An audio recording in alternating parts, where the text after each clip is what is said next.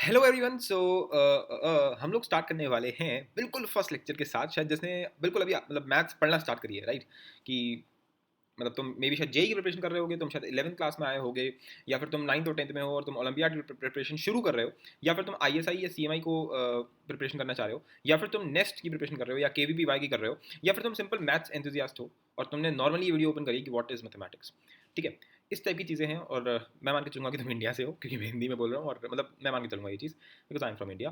ठीक है, तो जो भी है फिलहाल ये सब लोगों के लिए बिल्कुल जो सबसे पहला लेक्चर होना चाहिए ये वो है कि हमें सब कुछ आता है। मतलब हम लोग जब बचपन से पढ़ते हुए आ रहे हैं तो हमें पता है 1 2 3 4 क्या होती है, एडिशन ऐसा होता है, डिवीजन ऐसे करना होता है, क्यों करना होता है ना तुम्हें पता है ना मुझे पता है, ऐसा वाला रहता है ना तुम लोगों के साथ, राइट? बहुत सारी चीज़ें ऐसी हैं जो हमें नहीं पता होती, बहुत सारी बेसिक चीज़ें। फॉर एग्जाम्पल अगर मैं तुमसे बोलूँगा अगर मैं 2 × 3 + 5, ठीक है, तो एक तरीका तो ये हो जाएगा कि 2 × 8 सिंपल। एक तरीका तो हमको शायद पता होगा, हम लोग डिस्ट्रीब्यूटिव प्रॉपर्टी लगा देते हैं और बोलते हैं बराबर होता है 2 × 3 प्लस आपका 2 × 5 के। मेरा हमेशा ये रहता है कि ऐसा क्यों करा, कोई बोलेगा आंसर सेम आएगा। मतलब हाँ सही है, आंसर सेम आएगा, but that's not a satisfactory reason, right? मतलब कुछ और भी इसका एक सही तरह थोड़ा इंटरेस्टिंग सा इंट्यूटिव कोई बता देना कि ऐसा हमेशा ही होगा, कोई इंट्यूटिवली बता दे तो मज़ा आ जाएगा, है ना? इस तरह की बहुत ही छोटी छोटी बातें जो हमेशा मेरे दिमाग में हमेशा स्ट्राइक करती थी, जब मुझे पहली बार टीचर ने बताया था ना, तब से मेरे दिमाग में खटक रही हैं ये बातें कि ऐसा क्यों। और टीचर ने क्या बोल दिया था कि बेटा ये नंबर्स की प्रॉपर्टी है और जब तुम हायर स्टडीज़ करोगे तब शायद ये तुम्हें बताया जाएगा। या फिर कुछ लोग बोलते हैं बेटा ये तो बहुत ही ज़्यादा वाली क्या कहते हैं बेसिक इंट्यूशन है और ये तो कॉमन सेंस है, इस टाइप की चीज़ें। पर मुझे नहीं लगता कोई भी चीज़ कॉमन सेंस है, मतलब हर चीज़ का एक रीज़न होता है। कॉमन सेंस मेरे हिसाब से शायद वो है जिसका तुम्हारे पास कोई प्रूफ नहीं है। Kind of like that. Anyways, तो हम तो अपने क्वेश्चन पे आते हैं, व्हाट इज मैथमेटिक्स। तो defining mathematics is a very complex task because the diverse range of topics it covers, because of the diverse range of topics it covers, right? क्योंकि पहले तो बहुत सिंपल था कि भाई अरिथमेटिक हो गया, सिंपल 1 2 3 4, उसके बेसिस पे एडिशन और वो सब कुछ तुम्हारा मैथमेटिक्स हो गया।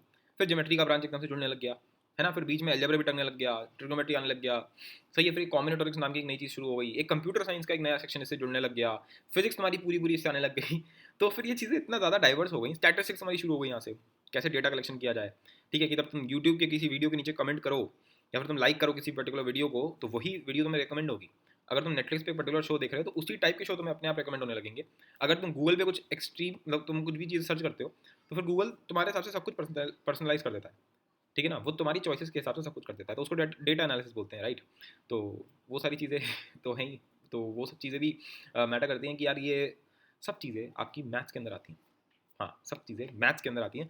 जो बंदा वहाँ पे बैठ के ये सब कुछ एनालाइज करता है ना, कि तुमने यहाँ पे लाइक करा, कमेंट करा, ऐसा क्या कर सकते हैं कि एंगेजमेंट बढ़े, ये सब चीज़ें सब सब कुछ मैथमेटिक्स है। बल्कि उसको अप्लाइड मैथमेटिक्स में डालेंगे और वो तुम्हारा जो सेक्शन है वो आपका डेटा एनालिसिस और स्टैटिस्टिक्स की तरफ जाएगा। बहुत ही इंटरेस्टिंग सेक्शन है वो वाला, उसके बारे में भी बात कर लेंगे अभी। पॉइंट हमारा सिर्फ इतना सा है कि व्हाट इज मैथमेटिक्स। तो एक्चुअल में अगर तुम देखते हो तो कुछ लोग आंसर होता है हु केयर्स, है ना? मतलब मैथ बहुत इंटरेस्टिंग है, ये मेरे को भी पता है, तुम्हें भी पता है। डेफिनेशन से क्या फ़र्क पड़ता है ना? तो मेरा भी आंसर सही आता है ना? मैंने विकिपीडिया पे सर्च किया तो वहाँ पे आंसर आया कि study of topics such as number theory, structures, space and change. तो बेसिकली नो डेफिनेशन, राइट? उसने भी बस ये बता दिया कि ये सेक्शन है और इनकी स्टडी को हम लोग मैथ्स बोलते हैं। तो एक्चुअल में यही है। मोर लॉजिकल जो तरीका होगा वो ये होगा कि ये ऑफर क्या करता है ना, व्हाट डज इट ऑफर, है ना? तो वो देखते हैं कि इसके एक्चुअल में ब्रांचेस क्या हैं, जब से ये पैदा हुआ है, फ्रॉम इंसेप्शन, जब से ये पैदा हुआ है। मैथ्स नाम की चीज़ है, तो एक तो हम लोग ये नहीं बता सकते कि कब से शुरू हुआ ये, क्योंकि ये स्टार्ट हो गया था तुम्हारा 1 2 3 4 से। ये आइडिया लगाना कि किसी चीज़ पे काउंटिंग लगाई जा सकती है, काउंटिंग भी बहुत ही बड़ी डिस्कवरी है मेरे हिसाब से। तो मतलब ये सोचना कि अच्छा ये एक, इसको एक मान लेते हैं, ये एक जो शब्द है ये बोलना कि इसको वन मान लेते हैं, इसको टू मान लेते हैं। एकदम सोच के देखो, पहले हर चीज़ पोइट्री, पोइट्री इंग्लिश, इंग्लिश बोल रहा हूँ, मतलब हर चीज़ लैंग्वेज में होती थी, है ना, वर्ड्स के फॉर्मेट में। तो एकदम से स्विच करना to numbers, it's a quite quite a leap, right? मतलब ये काफ़ी बड़ी चीज़ है।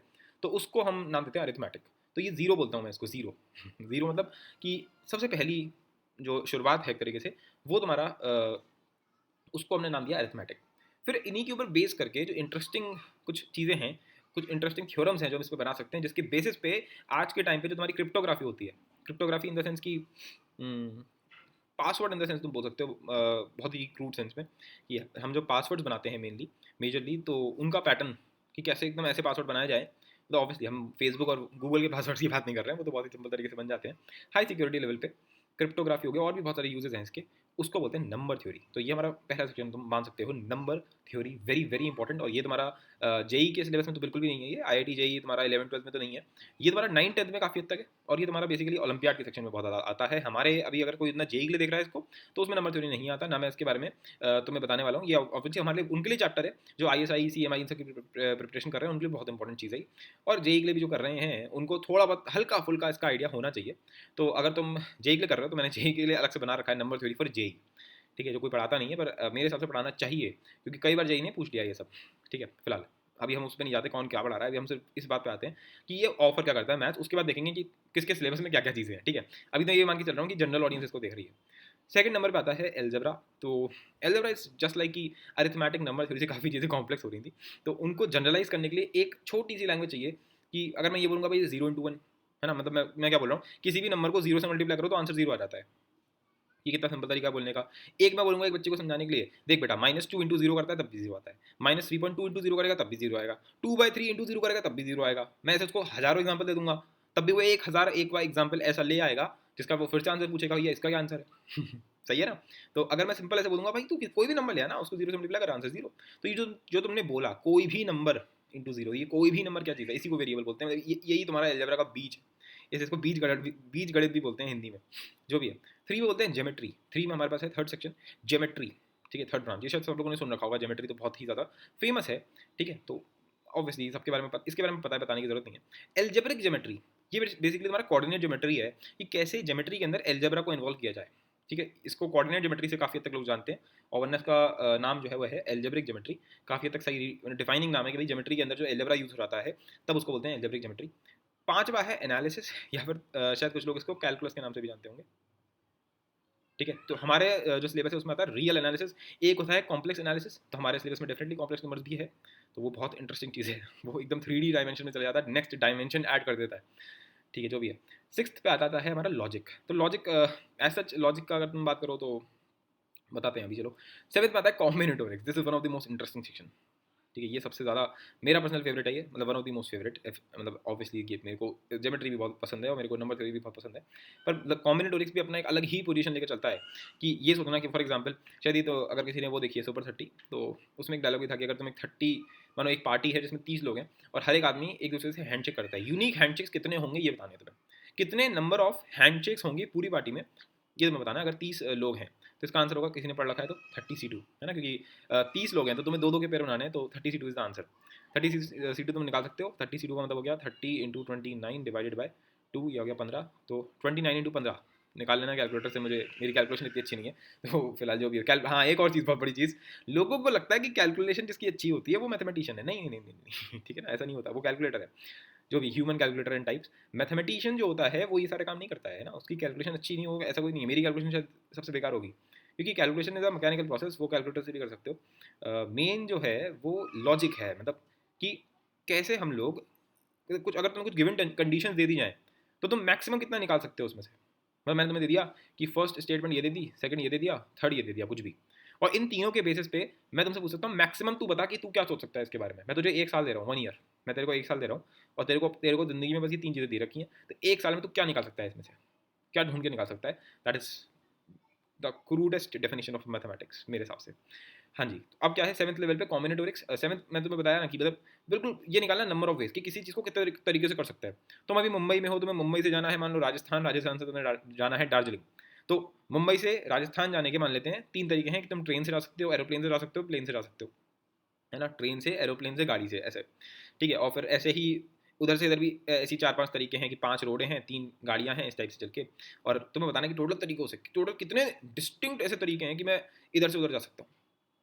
ऐसे समझ में नहीं आ रहा होगा, पर बहुत ही प्रैक्टिकल एग्जाम्पल है इसका। फॉर एग्जाम्पल तुम्हारा वर्ल्ड कप होता है, तो वर्ल्ड कप में कितने नंबर ऑफ मैक्सिमम मैचेस बन सकते हैं, या फिर मतलब जैसे तुम्हारा वर्ल्ड कप वाला बंदा है, तो वर्ल्ड कप वालों जो कमेटी है उनको ऐसे कितने इंतजाम करने पड़ेंगे कि यार इतने मैचेस तो होंगे ही होंगे, चाहे कितना भी बुरा हो जाए, चाहे बारिश हो जाए, चाहे जे हो जाए, चाहे वो हो जाए, कुछ भी हो जाए, पर इतने नंबर ऑफ मैचेस तो होने ही होने हैं, या फिर मैक्सिमम इतने हो सकते हैं।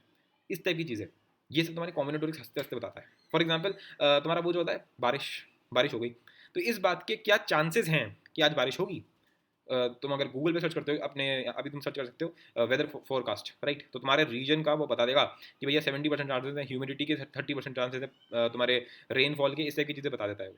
तो उसका मतलब क्या होता है? उसका मतलब ये होता है कि उसने इस टाइप की कंडीशन मान लो 1000 बार देखी है, कि तुम्हारे एरिया में ऐसा 1000 बार बिल्कुल ऐसे सर्कमस्टेंसेस बनते हैं कि भाई साहब सूरज ऐसे उग रहा है, ठीक है ना, मौसम ऐसा हो रहा है, धूल ऐसी है, जे है वो है, जो भी कंडीशंस होती होंगी, मुझे इतनी नॉलेज नहीं है। तो इन सब कंडीशंस में ऐसा अगर 1000 केस थे तो ऐसा 300 बार हुआ। चलो अगर ऐसे 100 केस थे तो ऐसा 30 बार हुआ। अगर ऐसे 100 केस थे, ऐसे 100 दिनों में हुआ, तो ऐसा 30 दिन थे जिनमें बारिश हो गई। तो अगर अब ये फिर से हो रहा है तुम्हारे, इस दिन फिर से हो रहा है ऐसा, तो लॉजिकली बंदा ये बताएगा ना कि यार अगर 100 दिनों में से 30 दिन बारिश हुई है, बिल्कुल सेम सर्कमस्टांसेस थे, तो 101वें दिन जब फिर से वही सर्कमस्टांस आएगा, तो 30% चांसेस हैं कि बारिश होगी, है कि नहीं है? तो वो 30% निकालना भी तो बड़ी बात है ना। उस ये जो तुमने इतना एनालिसिस किया उसको भी हम कॉम्बिनेटोरिक्स के अंदर ही डालते हैं, and that is called probability. वो अलग चीज़ है और कॉम्बिनेटोरिक्स अलग चीज़ है, तो वो मैंने डाली प्रोबेबिलिटी के अंदर, ठीक है। तो ये दो आपके सेक्शन आ जाते हैं। फिर आता है थ्योरेटिकल कंप्यूटर साइंस, तुम्हारा Google maps. Right, Google maps अगर तुम क्रूडली देखोगे तो मानो तुम किसी एक जगह ए पे खड़े हुए हो और तुम्हें जाना है मान लो बी पे, है ना, कि भैया हम अपने घर पे हैं और हमें फलाना कोई शॉप है, हमें पता नहीं है, या हमें किसी रेस्टोरेंट में जाना है, मैं पहली बार नाम सुना है, दोस्त ने रेकमेंड किया, अब मैं उससे पूछूंगा नहीं क्योंकि मेरी ईगो जो भी है, मतलब मैं उससे पूछूंगा नहीं, तो मैं फिलहाल गूगल मैप्स पर सर्च कर लेता हूँ कि भैया इधर से राइट लेना है, फिर लेना है, वो ये लेना है। तो उसके बाद इतने सारे रास्ते थे, ऐसे करके ऐसे करके था ऐसे चले जाता हो, है ना, फिर ऐसे करके ऐसे चले जाता, या फिर वो ऐसे जाता सीधे चले जाता, इस टाइप के बहुत सारे उसके पास रास्ते थे। तो शॉर्टेस्ट बताना, शॉर्टेस्ट रास्ता कौन सा है, कि बीच में ऐसा ना हो कि पता चला, अच्छा ऐसा भी हो सकता है कि शॉर्टेस्ट के नाम पे वो ये बता दे, ये ले बेटा शॉर्टेस्ट रास्ता, तो दिस इज नॉट करेक्ट ना। तो ये इंटेलिजेंस तो तुम्हें उसके अंदर डालना ही पड़ेगा। ये तो खैर बहुत ही बच्चों वाला इंटेलिजेंस है, वो तुम डाल सकते हो। दिक्कत क्या आएगी, जैसे फॉर एग्जाम्पल मानो ऐसे जा रहे थे और फिर उसने बीच में जंप पड़वा दिया और यहाँ से शुरू हो गया वो, मतलब यहाँ के बीच में घर था, ठीक है, तो ये तो कोई रोड ही नहीं हुई ना, यहाँ पे जाके तुम्हारी रोड खत्म हो गई और यहाँ से फिर से शुरू हो गई। तो कहीं गूगल तुम्हें ये वाली रास्ता दिखाने लग गया तो तुम क्या करोगे, तुम पूरी गाड़ी यहाँ तक चढ़ा लाए अपनी, और सामने घर आ गया, बेचारा घर वाला लेगा भाई साहब डंडा लेकर खड़ा हो गया वो तो, कि मेरे ऊपर गाड़ी चलाएगा तू ठीक है, तो मतलब ऑब्वियसली उसे ये वाला रास्ता भी नहीं यूज़ करना है। मतलब बहुत सारे चीज़ें हैं, अगर तुम सोचोगे कि उसके पास पता नहीं कितने कॉम्बिनेशन बन सकते हैं कि मैं इधर से चले जाऊँ उधर से चले जाऊँ, पर वो तुम्हें सैटेलाइट से ऊपर से वो तुम्हें शॉर्टेस्ट बताता है। तो वो भी थ्योरेटिकल कंप्यूटर साइंस का ही काम है। तुमने बचपन में इस टाइप की ट्रिक जरूर करी होंगी कि ये आपके पास 9 डॉट्स हैं और हमें कनेक्ट करना है कि सच दैट वो बन जाए, क्या वो, मैं खुद भूल गया ये करना कैसे करते थे, कुछ इस टाइप का बंदा था है ना, रट चुका है ये तो मेरे को। फिलहाल जो भी है, इस टाइप की चीज़ें करी तो जरूर होंगी कि इतनी डॉट्स को कनेक्ट करो बिना क्या कहते हैं अपने पेन को उठाए, है ना, इस टाइप की तुमने शायद सुनी होंगी। वो जो है उसका एक पूरी थ्योरी एग्जिस्ट करती है, तो वो सब तुम्हारा थ्योरेटिकल कंप्यूटर साइंस के अंदर आता है, ठीक है। फिर आपका आता है मैथमेटिकल फिजिक्स। तुम्हारा जो आज की फिजिक्स है वो सब कुछ, जो फिजिक्स है तुम्हारी, उसमें पूर्ण रूप से मैथ लग रही है। इनफैक्ट कई लोग तो पीएचडी करते हैं मैथ्स में, और इनफैक्ट उनका नाम भी इसीलिए होता है, जैसे एक मैं मैथमेटिशियन थे, मैं उनका नाम भूल गया। फिजिक्स में काफ़ी अनसॉल्व प्रॉब्लम्स है, मैथ्स में भी बहुत सारी अनसॉल्व प्रॉब्लम्स है। अनसॉल्व मतलब कि अभी के बेस अभी अभी के जो प्रिंसिपल्स हैं, अभी के जो प्रिंसिपल्स हैं उनके बेसिस पे हम, मतलब अभी अभी हम उनको एक्सप्लेन नहीं कर सकते कि अच्छा बारिश की जो चीज़, जो बारिश की जो बूंद होती है वो स्फेरिकल होती है, फिर ऐसे वो डिस्टॉर्ट हो जाती है। मानो ये तुम्हारी ऑब्जर्वेशन है, और अब ऑब्वियसली हमारे को इसका रीज़न पता होगा, पर अगर नहीं बताया मान लो, और हमने जितने भी अब तक लॉज निकाले हैं उनके बेसिस पे मैं ये चीज़ एक्सप्लेन नहीं कर पा रहा हूँ कि भाई ऐसा क्यों होता है। या फॉर एग्जाम्पल अगर तुम छोड़ो ज़्यादा हो जाएगा, चलो रहने देते हैं, कोई भी चीज़ मतलब कि किसी चीज़ का तुम्हें रीज़न एक्सप्लेन नहीं कर सकते तुम अभी के लिए, ठीक है, तो उसको बोलते हैं अनसॉल्व, कि अभी यार अभी अभी हम एक्सप्लेन नहीं कर सकते। तुम अभी अभी जाओ विकीपीडिया पे सर्च करो अनसॉल्व्ड प्रॉब्लम्स इन फिजिक्स, ठीक है, या फिर इन मैथमेटिक्स, या फिर हर सब्जेक्ट में तुम्हें मिल जाएंगी कि ये प्रॉब्लम्स अभी तक सॉल्व नहीं हुई हैं, ठीक है।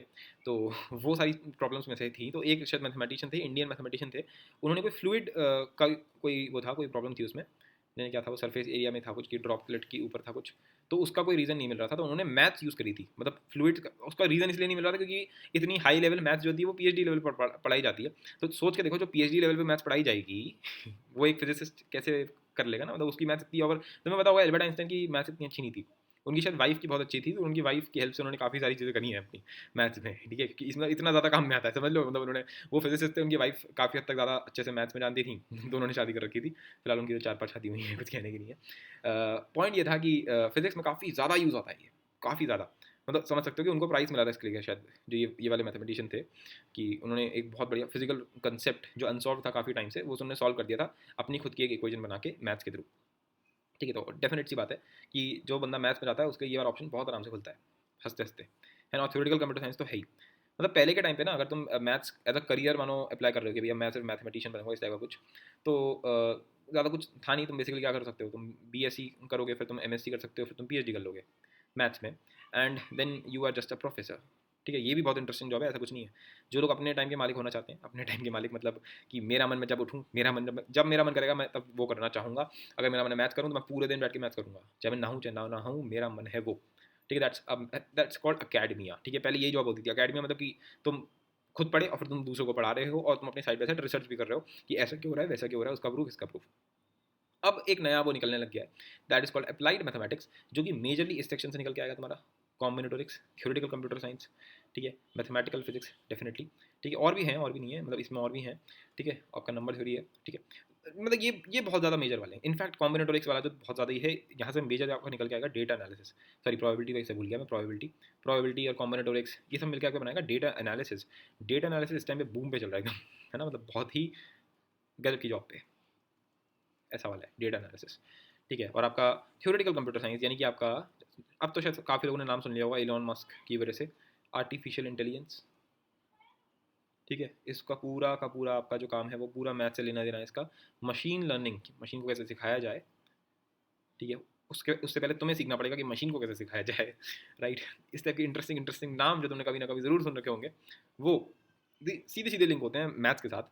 क्वांटम कंप्यूटिंग, क्वांटम कंप्यूटिंग, ठीक है ना, मतलब तुम अगर सर्च करने बैठोगे तो तुम्हारे पास लाइन लग जाएगी, ठीक है। इनफैक्ट ऐसा नहीं कि सिर्फ यहाँ पे, अगर तुम चाहो तो तुम गवर्नमेंट एजेंसीज में भी जा सकते हो अगर तुम सिंपल मैथ्स करते हो। आपका इसरो हो गया, आपका DRDO हो गया, और भी बहुत सारे हैं, तो वो तुम्हें देखना पड़ेगा।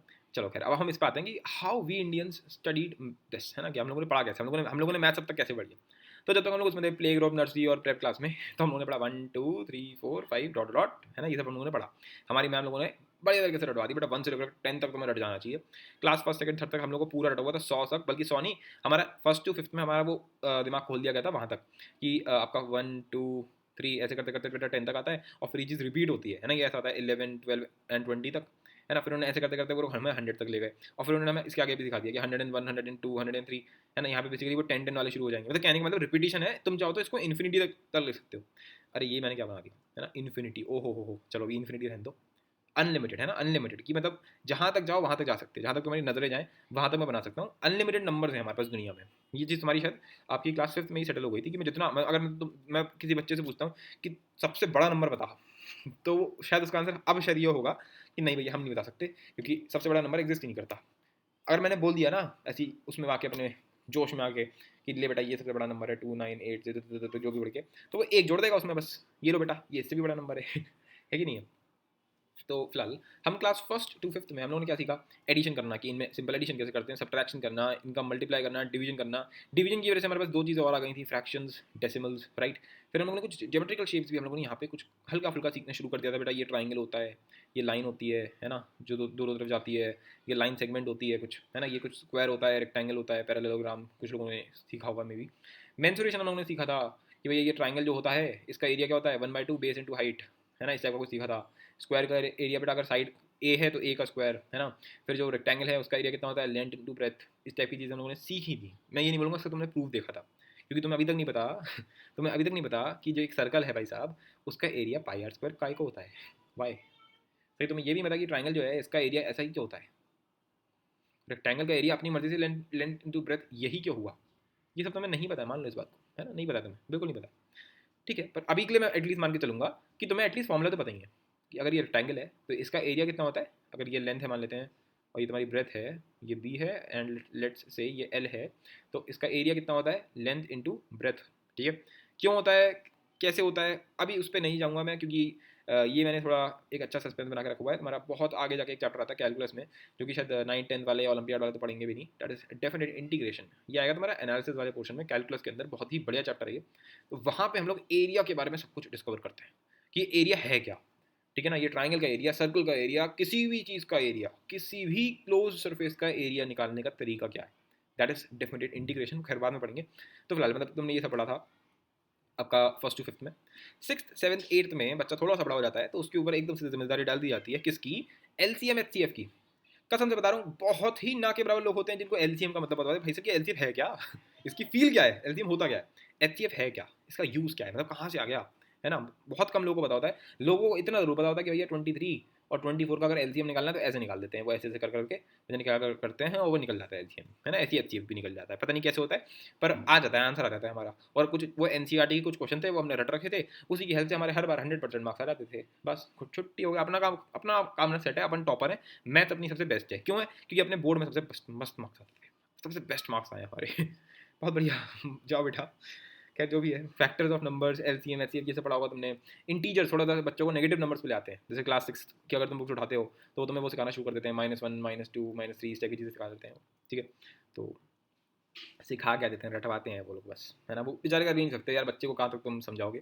थोड़ा बहुत एलजेब्रा आ जाता है एकदम से, ठीक है ना, एकदम एलजेब्रा इन द सेंस कि वो तुम्हें पहली बार समझाते हैं 6th क्लास में कि किसी भी चीज़ को हम एक्स मान सकते हो ये जो होता है ना, फाइंड एक्स, ये जिसने तुम्हारी ज़िंदगी तबाह कर रखी थी थोड़े टाइम पहले, फाइंड एक्स, ठीक है। जब पहली बार पढ़ा था तो मज़ा भी आया था इसमें, क्योंकि मेरे को तो ऐसा लगता था यार कितनी सही चीज़ है, कोई भी मुसीबत है एक्स पर डाल दो अच्छा ये बेटा ये रीना है, उसकी उसकी मम्मी ये जितनी है उससे 15 गुना है, ये है वो है, उसको एक्स मान लिया, उसकी मम्मी की एज अपने अभी 15x हो गई, दोनों की एज का समझे रखा होता था, मतलब कुछ ना कुछ ऐसा होता था, तो वो बहुत काम की चीज़ थी अलजेब्रा जो भी था ये, ठीक है। अच्छा जी, अच्छा फिर फ्रैक्शन और डेसिमल में थोड़ा बहुत और सिखाते हैं तो मैं यहाँ पे रेशियो एंड प्रोपोर्शन नाम की चीज़ आ जाती है। यूनिटरी मेथड की बेटा, अगर एक टॉफ़ी कितने की है, अगर एक टॉफ़ी 5 रुपये की है तो फिर 10 टॉफ़ी कितने रुपये की होंगी, 50 रुपीज़ की होंगी, क्यों होंगी, यूनिटरी मेथड में पढ़ा था, ठीक है। तो ये सब चीज़ें तुम लोगों ने यहाँ पे पढ़ी हैं, मैं तुम्हें बताना चाह रहा हूँ कि कहाँ कहाँ से लेकर आ रहे हैं। फिर ज्योमेट्री तुम लोगों ने यहाँ पे पढ़ी, स्टैटिस्टिक्स तुम लोगों ने कैसे पढ़ी मैं बता रहा हूँ। 6th 7th 8th में तुमने वो उस टाइप के पढ़े होंगे, वो एक चैप्टर पढ़ा होगा बहुत ही बोरिंग सा लगता था काफ़ी लोगों को, डेटा हैंडलिंग, है ना। बहुत ही बोरिंग सा चैप्टर, बहुत ही बेकार इंट्रोडक्शन है स्टैटिस्टिक्स का। स्टैटिस्टिक्स जो है वो ये चीज़ है ही नहीं जो तुम्हें सिखाई जाती है कि बेटा वो टेबल बना लो, ठीक है। और वो क्या होता था, वो ऐसे करके बनाते थे, पहले टैली मार्क करते थे, क्या करते थे वो, है ना, ऐसे करके दादा दादा करके ऐसे काटते थे, बोलते देखो बेटा ये 5 हो गए, यहाँ पे एक और डंडा बना दिया बेटा 6 हो गए, और वो पूरी टेबल बनाई जाती थी, है ना। उसको डेटा हैंडलिंग बोलते हैं कि डेटा को कैसे मैनेज किया जाता है। तो वो सब चीज़ें हैं, पर वो स्टैटिस्टिक्स एक्चुअल में है नहीं, स्टैटिस्टिक्स अलग चीज़ है, वो अलग तरीके से पढ़ाई जाती है। ज्योमेट्री का थोड़ा बहुत इसमें और आपका इन्वॉल्वमेंट आ जाता है, परसेंटेज का हल्का फुल्का आपको इंट्रोडक्शन देखने को मिलता है कि ये 70%, 60%, 79.8793%, इसका मतलब क्या होता है। फिर बच्चा आता है 9th एंड 10th में। 9th और 10th में एकदम से उसको एलजेब्रा पढ़ा दिया जाता है, फिर से थोड़ा डिटेल में जाके एकदम ना एलजेब्रिक आइडेंटिटीज पढ़ाई जाती हैं। पहली बार तुम ये सब सुनते हो कि A cube plus B cube plus C cube, है ना, फिर क्या -3 ABC, ये किसी बहुत ही भयानक सी चीज़ के बराबर होता है राइट, जिसका बहुत ज़्यादा यूज़ है। जो भी है फिलहाल वो इस टाइप की तुम्हें बढ़िया बढ़िया चीज़ें बताई जाती हैं एलजेब्रा में। फिर तुम्हें ज्योमेट्री पढ़ाई जाती है, यहाँ बच्चों का काम तमाम होता है, क्योंकि अभी तक जो वो ज्योमेट्री सीख रहे थे ना वो कुछ नहीं थी, वो तो सिंपल था बेटा, प्यारा सा प्यारा पैरेललोग्राम होगा, ट्राइंगल होगा, मतलब है ना, सर्कल होगा, बस इस टाइप की चीज़ें, प्यारी प्यारी चीज़ें स्क्वायर के अंदर, इसके अंदर। और अब क्या हुआ एकदम से भाई साहब, ज्योमेट्री के अंदर क्या आ गया, हाँ हाँ ये आ गया एकदम से, ट्राइंगल आ गया, ये ऐसे ऐसे ऐसे हो गया, ठीक है, ये ऐसे आके ये इसने यहाँ डाल दिया, ये इसने ऐसे कर दिया, फिर ऐसे हो गया ऐसे हो गया ऐसे मतलब बहुत सारी चीज़ें एकदम से आ जाती हैं, ठीक है। तो ज्योमेट्री से एकदम से दिमाग खोला जाता है बच्चे का, ज्योमेट्री डाल के उसके सामने 9th और 10th में। फिर उसको नंबर थ्योरी दी जाती है, उसका नाम नंबर थ्योरी नहीं होता था, मैं तुम्हें बताता हूँ। तुमने यहाँ पे फिर से पढ़ाया जाता है तुम्हें एलसीएम, रियल नंबर्स नाम से तुम्हें चैप्टर पढ़ाया जाता है।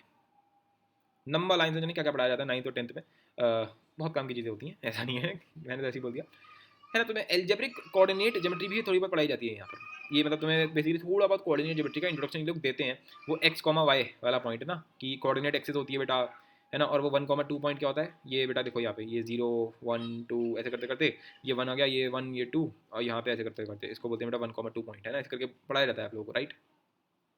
तो वो हल्का फुल्का हमें इंट्रोडक्शन में देखने को मिल जाता है। मेजर तौर पे ज्योमेट्री तुम्हारा काम तमाम करती है, एंड एल्जेब्रा ये तुम्हारा सबसे मेजर सेक्शन होता है आपका आपका ये 9th और 10th में, सही है। फिर हम घुसते हैं 11th और 12th में ठीक है, जहाँ से आपकी मेन कथा शुरू होती है मेन जो ज़िंदगी है वो यहाँ से शुरू होती है। हाँ जी आ जाइए। तो यहाँ पर आपके जो 11th और 12th वाले भाई साहब हैं, यानी कि आपके जेई वाले हो गए, आपके सीबीएसई वाले हो गए, कोई भी हो गया, वो पहले मान के चलता है कि बेटा एल्जेब्रा इसको अच्छे से आती है, ज्योमेट्री इसने पूरी पढ़ रखी है, नंबर थ्योरी भी इसको अपने आप ही आती है, सब पता है इसको, डिविजिबिलिटी फैक्टर एलसीएम एचसीएफ सब आता है इसको पहले से। तो इसीलिए उन्होंने not in main stream they assume you know this one, right. मतलब वो मेन स्ट्रीम में नहीं है, मेन स्ट्रीम मतलब कि वो तुम्हारे सिलेबस में ही नहीं है, वो किसी बुक में नहीं मिलेगा। तुम अभी 9th और 10th की बुक खरीदने जाओगे तो तुम्हें ना तो नंबर थ्योरी मिलने वाला है, ना ज्योमेट्री लिखा हुआ मिलेगा, ना एल्जेब्रा लिखा हुआ मिलेगा, कहीं नहीं मिलने वाला तुम्हें। एल्जेब्रा की बुक होगी, पर तुम अगर तुम उसमें ये सोच रहे हो ना कि एल्जेब्रा की बुक में तुम्हें ये लिखा हुआ मिलेगा A cube plus B cube plus C cube, है ना, इस टाइप की चीज़ें देखने को मिलेगी, तो बिल्कुल भी नहीं मिलेगी। तुम्हें कुछ इस टाइप की चीज़ देखने को मिलेगी, ठीक है ना, इस टाइप की कुछ NC0 × है ना, कुछ ऐसा भी हो सकता है। चलो मैं क्यों फालतू में डरा रहा हूँ, है ना। बहुत ही बढ़िया बढ़िया चीज़ें मिलती हैं, ऐसा नहीं है मतलब बोरिंग नहीं होता, वो डेफिनेटली इंटरेस्टिंग है बहुत। पर वो मतलब तुमसे एक्सपेक्ट करेंगे कि अब तुम हायर एल्जेब्रा की तरफ आ चुके हो और तुम्हें बच्चों वाली आती है, वो एज्यूम कर लेते हैं। अब वहीं सबसे बड़ी गलती हो जाती है, बच्चा घुसते ही सीधे काम तमाम करता है अपना, क्यों? क्योंकि उसे ये नहीं आता, उसे ये भी सही से नहीं आता, उसे ये भी सही से नहीं आता, और ये नहीं आता, इसके बेसिस पे भी शुरू कर देता है ये सब, और उसका काम तमाम हो जाता है। मुझे पता है ये सब होता है बच्चों के साथ। एनीवेज, तो बेस्ड ऑन दिस वन यहाँ पे आता है कोऑर्डिनेट ज्योमेट्री। ठीक है, पूरी अच्छे से पढ़ाते हैं यहाँ पर। आपका कोनिक सेक्शंस चैप्टर जो है, अगर तुम खोलते हो 11th और 12th की एनसीईआरटी तो उसमें पढ़ाया जाता है कोनिक सेक्शंस। ठीक है, स्ट्रेट लाइंस, ठीक है, आपका सर्कल्स, ये सब पढ़ाते हैं इसमें। ठीक है, इंटरेस्टिंग है, नो डाउट ऑन दैट, पर पढ़ाते तो हैं ही, मतलब ठीक ठीक रहता है ये। फिर आपका रहता है एनालिसिस, ये आपका क्लास 12th में पढ़ाया जाता है, जिसको बोलते हैं कैलकुलस। एक्चुअली ना एनालिसिस के दो पार्ट होते हैं, एक होता है रियल एनालिसिस, एक होता है कॉम्प्लेक्स एनालिसिस। रियल एनालिसिस आपका होता है कैलकुलस, और कॉम्प्लेक्स एनालिसिस का छोटा सा पोर्शन है आपका कॉम्प्लेक्स नंबर्स, वो हमारे सिलेबस में है। ये सब जिसने अगर 11th-12th की एनसीईआरटी खोली है, डाउनलोड कर रखी है, जो भी करा है उसने, उसको शायद इन सब चैप्टरों से वो समझ पा रहा होगा कि हाँ यार ये चैप्टर के नाम सुन रखे हैं अपन लोगों ने। फिर कॉम्बिनेटोरिक्स एंड प्रोबेबिलिटी, ये तुम्हारे में पूरा पूरा बहुत अच्छे से है। इसका नाम होता है permutations and combinations, probability, binomial theorem, statistics, ये सब तुम्हारा जो है सेक्शन वो आपका इसके अंदर आता है, कॉम्बिनेटोरिक्स एंड प्रोबेबिलिटी। फिर आपका मैथमेटिकल लॉजिक के अंदर हमारे पास अभी सिलेबस में है सेट्स और रिलेशंस, और आपका वो भी आता है इसमें मैथमेटिकल रीजनिंग। ठीक है, ज्योमेट्री के नाम पे प्योर ज्योमेट्री तो है नहीं, जो तुमने बचपन में पढ़ी थी, है ना, बहुत ही बढ़िया वाली की बड़ा ही परपेंडिकुलर गिरा दिया, ये भाई साहब आपका मीडियन निकल रहा है ये, लेकिन काफ़ी टफ भी हो जाती है, कि मानना पड़ेगा, ये काफ़ी टफ हो जाती है। जो इस बार उन्होंने डाली है दैट इज ट्रिग्नोमेट्री, इसने शायद काफ़ी लोगों का 9th और 10th में भी दिमाग खराब किया होगा। एक्चुअली ज्योमेट्री का पोर्शन ही है ट्रिग्नोमेट्री, तो 9th और 10th में जब मैंने यहाँ ज्योमेट्री लिखा है तो इसमें ऑलरेडी ट्रिग्नोमेट्री इंक्लूडेड है, और वो तो बहुत ही बच्चों वाली थी भाई साहब जो अब आने वाली है वो तो मज़ेदार वाली आने वाली है, खतरनाक वाली आने वाली है। पर तुम टेंशन मत लो, जिस लेवल पर मैंने ट्रिग्नोमेट्री करा रखी है, सवाल ही नहीं पैदा होता कि कोई और सवाल कहीं और से आ जाए उस प्लेलिस्ट को छोड़ के, that's a guarantee on that particular front. ठीक है, SOT that is solution of triangles, basically triangles, parallelogram, quadrilaterals, इनके ऊपर डिटेल में स्टडी ट्रिग्नोमेट्री का यूज़ करते हुए। और इंटरेस्टिंग, बहुत ही सही चीज़ है ये, बहुत टफ मानी जाती है, पर एज सच है नहीं, वो उनके लिए टफ है जिनको सही से आता नहीं है। खैर जो भी है, तो ये सब आपको 11th-12th में देखने को मिलेगा, तुम चेक कर सकते हो, यही सब तुम्हें पढ़ाने को मिलेगा। अच्छा, कुछ लोग सोच रहे होंगे और भी कुछ आता है क्या इसके अंदर, तो मोटी मोटी तौर पे आपका वो भी आएगा, एक 6 नंबर आपका एलजेब्रा, जो मैंने यहाँ लिखा नहीं है ढंग से। एलजेब्रा में आपका वो आएगा sequence and series, sequence and series, right, और सीक्वेंस एंड सीरीज आ गया। इसके बाद आप मान सकते हो पीएनसी, प्रोबेबिलिटी, बाइनोमियल थ्योरम, ये तो आपका इधर ही आ गया। मेट्रिसेस नाम का एक टॉपिक होता है, एंड डिटर्मिनेंट्स, ये भी एक चीज़ आती है। ठीक है, ये थोड़ा एडवांस लेवल कंसेप्ट माना जाता है, और ये एलजेब्रा के अंदर आ जाता है आपका। फिर कॉम्प्लेक्स नंबर मैंने यही डाल दिया, ये एक्चुअली में हम लोग एलजेब्रा की बुकों में ही पढ़ाते हैं।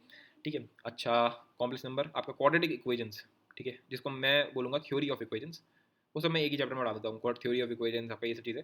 ठीक है, क्वाड्रेटिक इक्वेशंस आ गया। ठीक है, आपका लॉगरिथम एक फंक्शन टाइप की चीज़ होती है, वो हम सब पढ़ेंगे, टेंशन मत लो, ये सब आपका इसके अंदर आ जाता है। मतलब और भी बहुत सारी चीज़ें हैं डेफिनेटली, पर ये सब मोटे मोटे तौर पे सब इसी के अंदर है, सब जो है वो इसी के सेक्शन के अंदर है। मैं सिलेबस का जो लोग जेई की प्रिपरेशन कर रहे हैं, जो लोग आईएसआई की प्रिपरेशन करेंगे, सीएमआई की, ओलंपियाड की, सिंपल 11th-12th बोर्ड्स की, इन सब की जो प्रिपरेशन कर रहे होंगे, मैं बता दूंगा अलग से कि सिलेबस का वो सबसे आखिरी में बताऊंगा सिलेबस क्या है। ठीक है, क्योंकि उसके लिए तुम्हें थोड़ा सा बेस चाहिए समझने के लिए, अच्छा ये सिलेबस यहाँ से लिंक हो रहा है, पूरे सिलेबस का लिंकेज है बॉस, पूरे सिलेबस का लिंकेज है एक एक चीज़ के साथ। That would be quite interesting to see. ठीक है, वो बाद में देखते हैं। हाँ जी, तो मैथमेटिकल फिजिक्स इसमें मैंने तुम्हें बता दिया है क्या है भाई, sometimes the theory in physics is published without mathematical support, mathematician then does that, है ना, मतलब कि वो कुछ क्या होता है, कुछ ऑब्जर्वेशंस होती हैं जो कि अनसॉल्व होती हैं, कुछ पेपर्स होते हैं, मतलब कुछ रिसर्चेज होती हैं जिनमें मैथमेटिकल सपोर्ट नहीं होता, वो क्वालिटेटिव होता है कि यार ऐसा होता होगा, उसने ऐसा बोल दिया यार ये मुझे ऐसा लग रहा है कि ऐसा ऐसा होता है, पर इसका तुम्हारे पास कोई प्रूफ नहीं है। तो मैथमेटिशियन जो होते हैं फिर वो अपना दिमाग लगाते हैं उसको प्रूफ करने के लिए, तो उसको बोलते हैं मैथमेटिकल फिजिक्स। ये मैंने ऐसे एज अ नोट की तरह लिख दिया है। ठीक है, फिर क्या थ्योरेटिकल कंप्यूटर साइंस, आपका गूगल मैप्स सबसे बड़ी एग्जांपल है, क्रिप्टोग्राफी, ये सब चीज़ें हैं। खैर इनको बाद में देखते हैं, ये तो मैं समझा चुका ऑलरेडी, ये बीच में कहाँ से आ गया। अच्छा, इसमें आ जाते हैं। हाँ जी, but I can understand that you still are uncomfortable logically intuitively. हाँ जी, अच्छा ये मैंने खुद ही लिख रखा है, क्या लिखा है मैंने, ये मैं खुद भूल गया यार। सबसे फंडामेंटल क्वेश्चन लिख रखे हैं कि मुझे पता है, आई अंडरस्टैंड दैट, कि तुम अभी भी कंफ्यूज हो थोड़ा बहुत मैथ्स को लेकर के, तुम लॉजिकली और इंट्यूटिवली इस बात को नहीं समझ पाते कि y-4 इंटू -3 इक्वल्स 12। ये माइनस माइनस क्यों कट गया sir ji, why √2 came into the picture, ये √2 क्या चीज़ है, ये √2 है क्या, ये √2 इरेशनल कैसे है। फिर y1 is not a prime number, ये भी कई लोगों के दिमाग में आता होगा कि 1 प्राइम नंबर क्यों नहीं है। मतलब पहली बार मेरे दिमाग में आया था जब हमारे सर ने एकदम से लिखा था कि 1 is neither a prime nor a composite, ये पढ़ा होगा तुम लोगों ने। तो क्या इसकी कोई डेफिनेशन है, क्या क्या नहीं। हाँ, और ये हम ऐसे क्यों डिवाइड करते हैं, फॉर एग्जाम्पल अगर मैं तुम्हें सामने लिख दूंगा 6, 79 और 3, तो तुम खुद बोलोगे बेटा 3 2 6, फिर ये यहाँ पे लिख दोगे 0, फिर ये कॉपी पेस्ट नीचे होगा, तो यहाँ पे आ जाएगा 7, फिर तुम बोलोगे 7 है तो 3 2 6, फिर ये माइनस करोगे तुम यहाँ पे, तो 7 - 6 कितना आ जाएगा, 1 आ जाएगा, यहाँ पे आ गया 1, फिर तुम ये कॉपी पेस्ट मारोगे, यहाँ पे आ जाएगा क्या यहाँ पे आ गया कितना 9 कॉपी आ गया, तुम कहोगे 19, ओहो 3 6 18, फिर तुमने इसको माइनस किया 19 माइनस 18 कितना आ गया 1, फिर तुम क्या बोलते हो सर जी 1 रिमाइंडर है, ये तुम्हारा क्वेश्चन है, ये तुम्हारा डिवाइजर है, ये डिविडेंड है, क्या क्या चीज़ें तुम बोलते हो। तो क्यों बोलते हो ऐसे ही, क्यों डिवाइड किया तुमने यार, और डिवीजन है क्या एक्चुअल में है ना आया ना दिमाग में, डिवीजन है क्या चीज़ ये। फिर क्या आता है वाई डिविजिबिलिटी रूल्स एग्जिस्ट, बचपन में पढ़ा होगा कि अगर कोई नंबर जो है 4 से डिविजिबल है, तो मानो ये नंबर है, मान लेते हैं 2 6 3 9, चलो 3 8, तो इसकी आखिरी के अगर 2 डिजिट्स यानी कि 38 अगर ये 4 से डिविजिबल है, अगर ये 4 से डिवाइड हो जाएगा, तो ये पूरा नंबर 4 से डिवाइड हो जाएगा। ऐसा कैसे, मैं कैसे मान लूँ। तुमने 3 का पढ़ा होगा कि अगर ये लिखा है 9 8 2, तो अगर 9 + 8 + 2, अगर ये जो चीज़ है अगर ये 3 से डिविजिबल हो रही है, 9 + 8 + 2 कितना हो गया आपका, सिंपल सा 19 हो गया। क्या 19 3 से डिविजिबल होता है, नहीं, 3 6 18 होता है, और फिर 3 7 21, तो 19 तो नहीं आएगा 3 की टेबल में, तो ये नहीं, तो ये तो डिवाइड नहीं होने वाला। अगर ये डिवाइड नहीं होगा, अगर ये डिवाइड नहीं होने वाला, तो ये नंबर भी 3 से डिवाइड नहीं होगा। क्यों नहीं होगा पता नहीं यार, पर मतलब ऐसा रूल होता है यार, है ना, ऐसा रूल होता है है ना, इसको बोलते हैं डिविजिबिलिटी रूल। तो ऐसा क्यों होता है, हम कैसे मान लें, व्हाट इज द प्रूफ, है ना। और ये आए कहाँ से, हाउ हाउ, सब देखेंगे। फिर why A plus B into C equal to A into C plus B into C, है ना, यही तो होता है डिस्ट्रीब्यूटिव प्रॉपर्टी। ऐसा कैसे, हम कैसे मान लें है ना, बचपन में आए होंगे सारे क्वेश्चन, ये सब आए तुम्हारे दिमाग में, मुझे पता है। कोई भी बंदा अगर दिमाग लगाएगा, उसके अंदर अगर दिमाग है तो वही ज़रूर सोचता है ना, हमेशा सोचता है कि यार ऐसा क्यों हुआ, पर नहीं है, उसका आंसर मिलता नहीं है, क्यूरियोसिटी आती है भाड़ में फिर, है ना, ऐसा हो जाता है, मुझे पता है। Why a cube is called a cubed, ये तो खैर सिंपल है, कई लोगों को आता होगा कि एक क्यूब जो होता है उसकी जो वॉल्यूम होती है वो भी एक क्यूब होती है, इसलिए इसको एक क्यूब बोलते हैं। पर और भी बहुत सारी चीज़ें हैं, मतलब मैं भूल गया था, मतलब छोटी छोटी चीज़ें हैं, बहुत छोटी छोटी क्यूरियोसिटीज़ हैं दिमाग के अंदर, जो अपने साथ बुझ गई, टाइम के साथ बुझती चले गई, क्योंकि तुम्हें उसका आंसर नहीं मिला, है ना, तो वो सब देखेंगे। एंड हाँ, how did we reached from the extreme trivial counting, सोच के देखो, एकदम सिंपल सी चीज़ थी 1 2 3 4 ऐसा ऐसा, अब वहाँ से आज के टाइम पे मैं theoretical computer science, quantum computing, data analysis हो जाने क्या क्या कर रहा हूँ, कैसे कर रहा हूँ, है ना, ये सोचा तुमने कैसे कर रहा हूँ, दैट्स क्वाइट अ थिंग। तो ये हर चीज़ आपकी स्टार्ट हुई है काउंटिंग के साथ, एवरीथिंग बिगेन फ्रॉम काउंटिंग, ठीक है। After that there is a long story और वो हम कवर करेंगे किसी सेपरेट सीरीज के अंदर, कि काउंटिंग से कैसे हम लोग थ्योरेटिकल कंप्यूटर साइंस तक पहुंचे, एक एक चीज़, कि बेटा 1998 में इस मैथमेटिशियन ने ऐसा ऐसा डिस्कवर किया, जिसकी वजह से ये हुआ, फिर ऐसा ऐसा हुआ, फिर ऐसा ऐसा हुआ, है ना। वो काफ़ी इंटरेस्टिंग चीज़ है, जिन लोगों को शायद रिसर्च करनी होगी मैथ्स में, मेरे हिसाब से उनके लिए काफ़ी सही चीज़ होगी। अभी मैं भी इसके बारे में पढ़ रहा हूँ, टू बी ऑनेस्ट, मेरे को ऑब्वियसली हर चीज़ नहीं आती, है ना, मैथ्स मतलब ऐसा थोड़ा है कि मैं मैथ्स का भगवान थोड़ी हूँ यार, है ना, गॉड ऑफ मैथमेटिक्स ऐसा कुछ भी नहीं है। मतलब मैं ऑब्वियसली मैं भी खुद काफ़ी सारी चीज़ें सीखता रहता हूँ टाइम बाय टाइम, तो मेरे को ये काफ़ी इसमें वो है, और मेरे को काफ़ी अच्छी बुक्स इस पर पढ़ रहा हूँ इस टाइम पे मैं। तो कभी टाइम मिलेगा मैं जल्दी से इस पर एक सीरीज़ बनाऊंगा कि कैसे हम लोग काउंटिंग से थ्योरेटिकल कंप्यूटर साइंस तक पहुँचे, कि ये हुआ, फिर ये हुआ, फिर ये हुआ, इस टाइप की चीज़ें, है ना। पर एक्सट्रीम ट्रिवियल जो चीज़ थी वो थी काउंटिंग। सबसे पहली बार एक मैथमेटिकल थॉट किसी के दिमाग में आया था कि यार इतनी सारी ये चीज़ें पढ़ी हुई हैं और इनको सिस्टमेटिकली सोचना है, तो वो काउंटिंग, वो सबसे पहला मैथमेटिकल कंसेप्ट था मेरे हिसाब से। तो वहाँ से हम कैसे पहुँचे थे एक्सट्रीम लेवल पे, वो पढ़ेंगे किसी आगे वाली सीरीज़ में जब भी टाइम मिलेगा। अभी तो फिलहाल इस बात में मैं उस सीरीज़ का नाम रखूँगा the complete history of mathematics, है ना, जो कि बिल्कुल भी हिट नहीं होने वाली, क्योंकि कंटेंट बहुत बाद में हिट होता है ना। ये जो काउंटिंग है बहुत ज़्यादा इस पे आपका वो हुआ, एक तरीके से कहते हैं ना कि मतलब रोमन्स ने अपनी बताई, रोमन न्यूमरल्स, इंडिया ने अपने बनाए, मतलब बहुत सारे बने। फिर इंडिया वाला फाइनल हुआ, जिसको हम बोलते हैं आज के टाइम पे हिंदू अरेबिक न्यूमरल्स। अगर तुम सर्च करोगे कि 1 2 3 4 इसका ओरिजिन कहाँ से हुआ है, तो तुम्हें समझ में आ जाएगा, विकीपीडिया पे तुम देख सकते हो, तो तुम्हें देखने को मिलेगा हिंदू अरेबिक। इनफैक्ट जो प्योर उसका ओरिजिन हुआ है वो इंडिया से हुआ है अब यहाँ पे कोई बोलेगा हिंदू क्यों लगा दिया, रिलीजन कहाँ से आ गया इसमें, तो रिलीजन का कोई लेना देना नहीं है। जो पहले शायद पहले ऐसा होता था कि जो भी इंडिया से निकलता था उसको, क्योंकि हिंदुस्तान का हिसाब किताब था ना, तो इसलिए जो भी करता था उसको हिंदू बोल दिया जाता था, तो हिंदू हो गया वो। और उसके बाद ये जो आइडिया था ये आपका गया अरेबिया साइड में, इस वजह से ये अभी मतलब इसमें इसके काफ़ी सारे सोर्सेज तुम्हें अरेबिया में भी मिलेंगे, पर सबसे जो ओल्ड सोर्सेज हैं वो तुम्हें इंडिया में मिलेंगे। और कसम से मानना पड़ेगा इनफैक्ट इसको साइंटिस्ट ने भी बोला, वो आपका एल्बर्ट आइंस्टाइन ने बोला था कि we owe a lot to Indians and that's called counting, कुछ इस तरह से करके उनका कोट था कि काउंटिंग जो सबसे बेसिक प्रिंसिपल है वो इंडिया से मिलता है। और बहुत ही बड़ी बात है अपने आप में ये सोचना कि हम पहले 1 2 ऐसे करते करते 10 तक जाएंगे, ठीक है। उसके बाद मैं कुछ नया नहीं बनाऊंगा कि मैं 11 12 13, ये जो नंबर है ये ऐसा नहीं कि जैसे 10 है, जैसे 10 के बाद है, तो 10 के बाद कोई नया सिंबल नहीं है, ये समझ पा रहे हो तुम, मैं तुम्हें बताता हूँ। देखो सबसे पहले सोचा 0 1 2 3 4 5 6 7 8, 9, खत्म बात, बस 9 तक।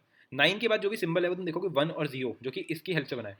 फिर क्या है 11, यानी कि 1 और 1, बेसिकली अब रिपीटेशन शुरू हो गया इसके बाद से। तो ये इंडिया था जिसका ये आइडिया था कि हम पीरियोडिक बनाएंगे चीज़ों को, पीरियोडिक पीरियड की तरह, कि वो 10-10 के बाद रिपीट कर रहा है। 0 से 9 आया, फिर 10 से 19 तक आएगा, फिर 20 से कहाँ तक जाएगा 29 तक, फिर 30 से 39 तक, इस टाइप से जा रहा है ये तुम्हारा।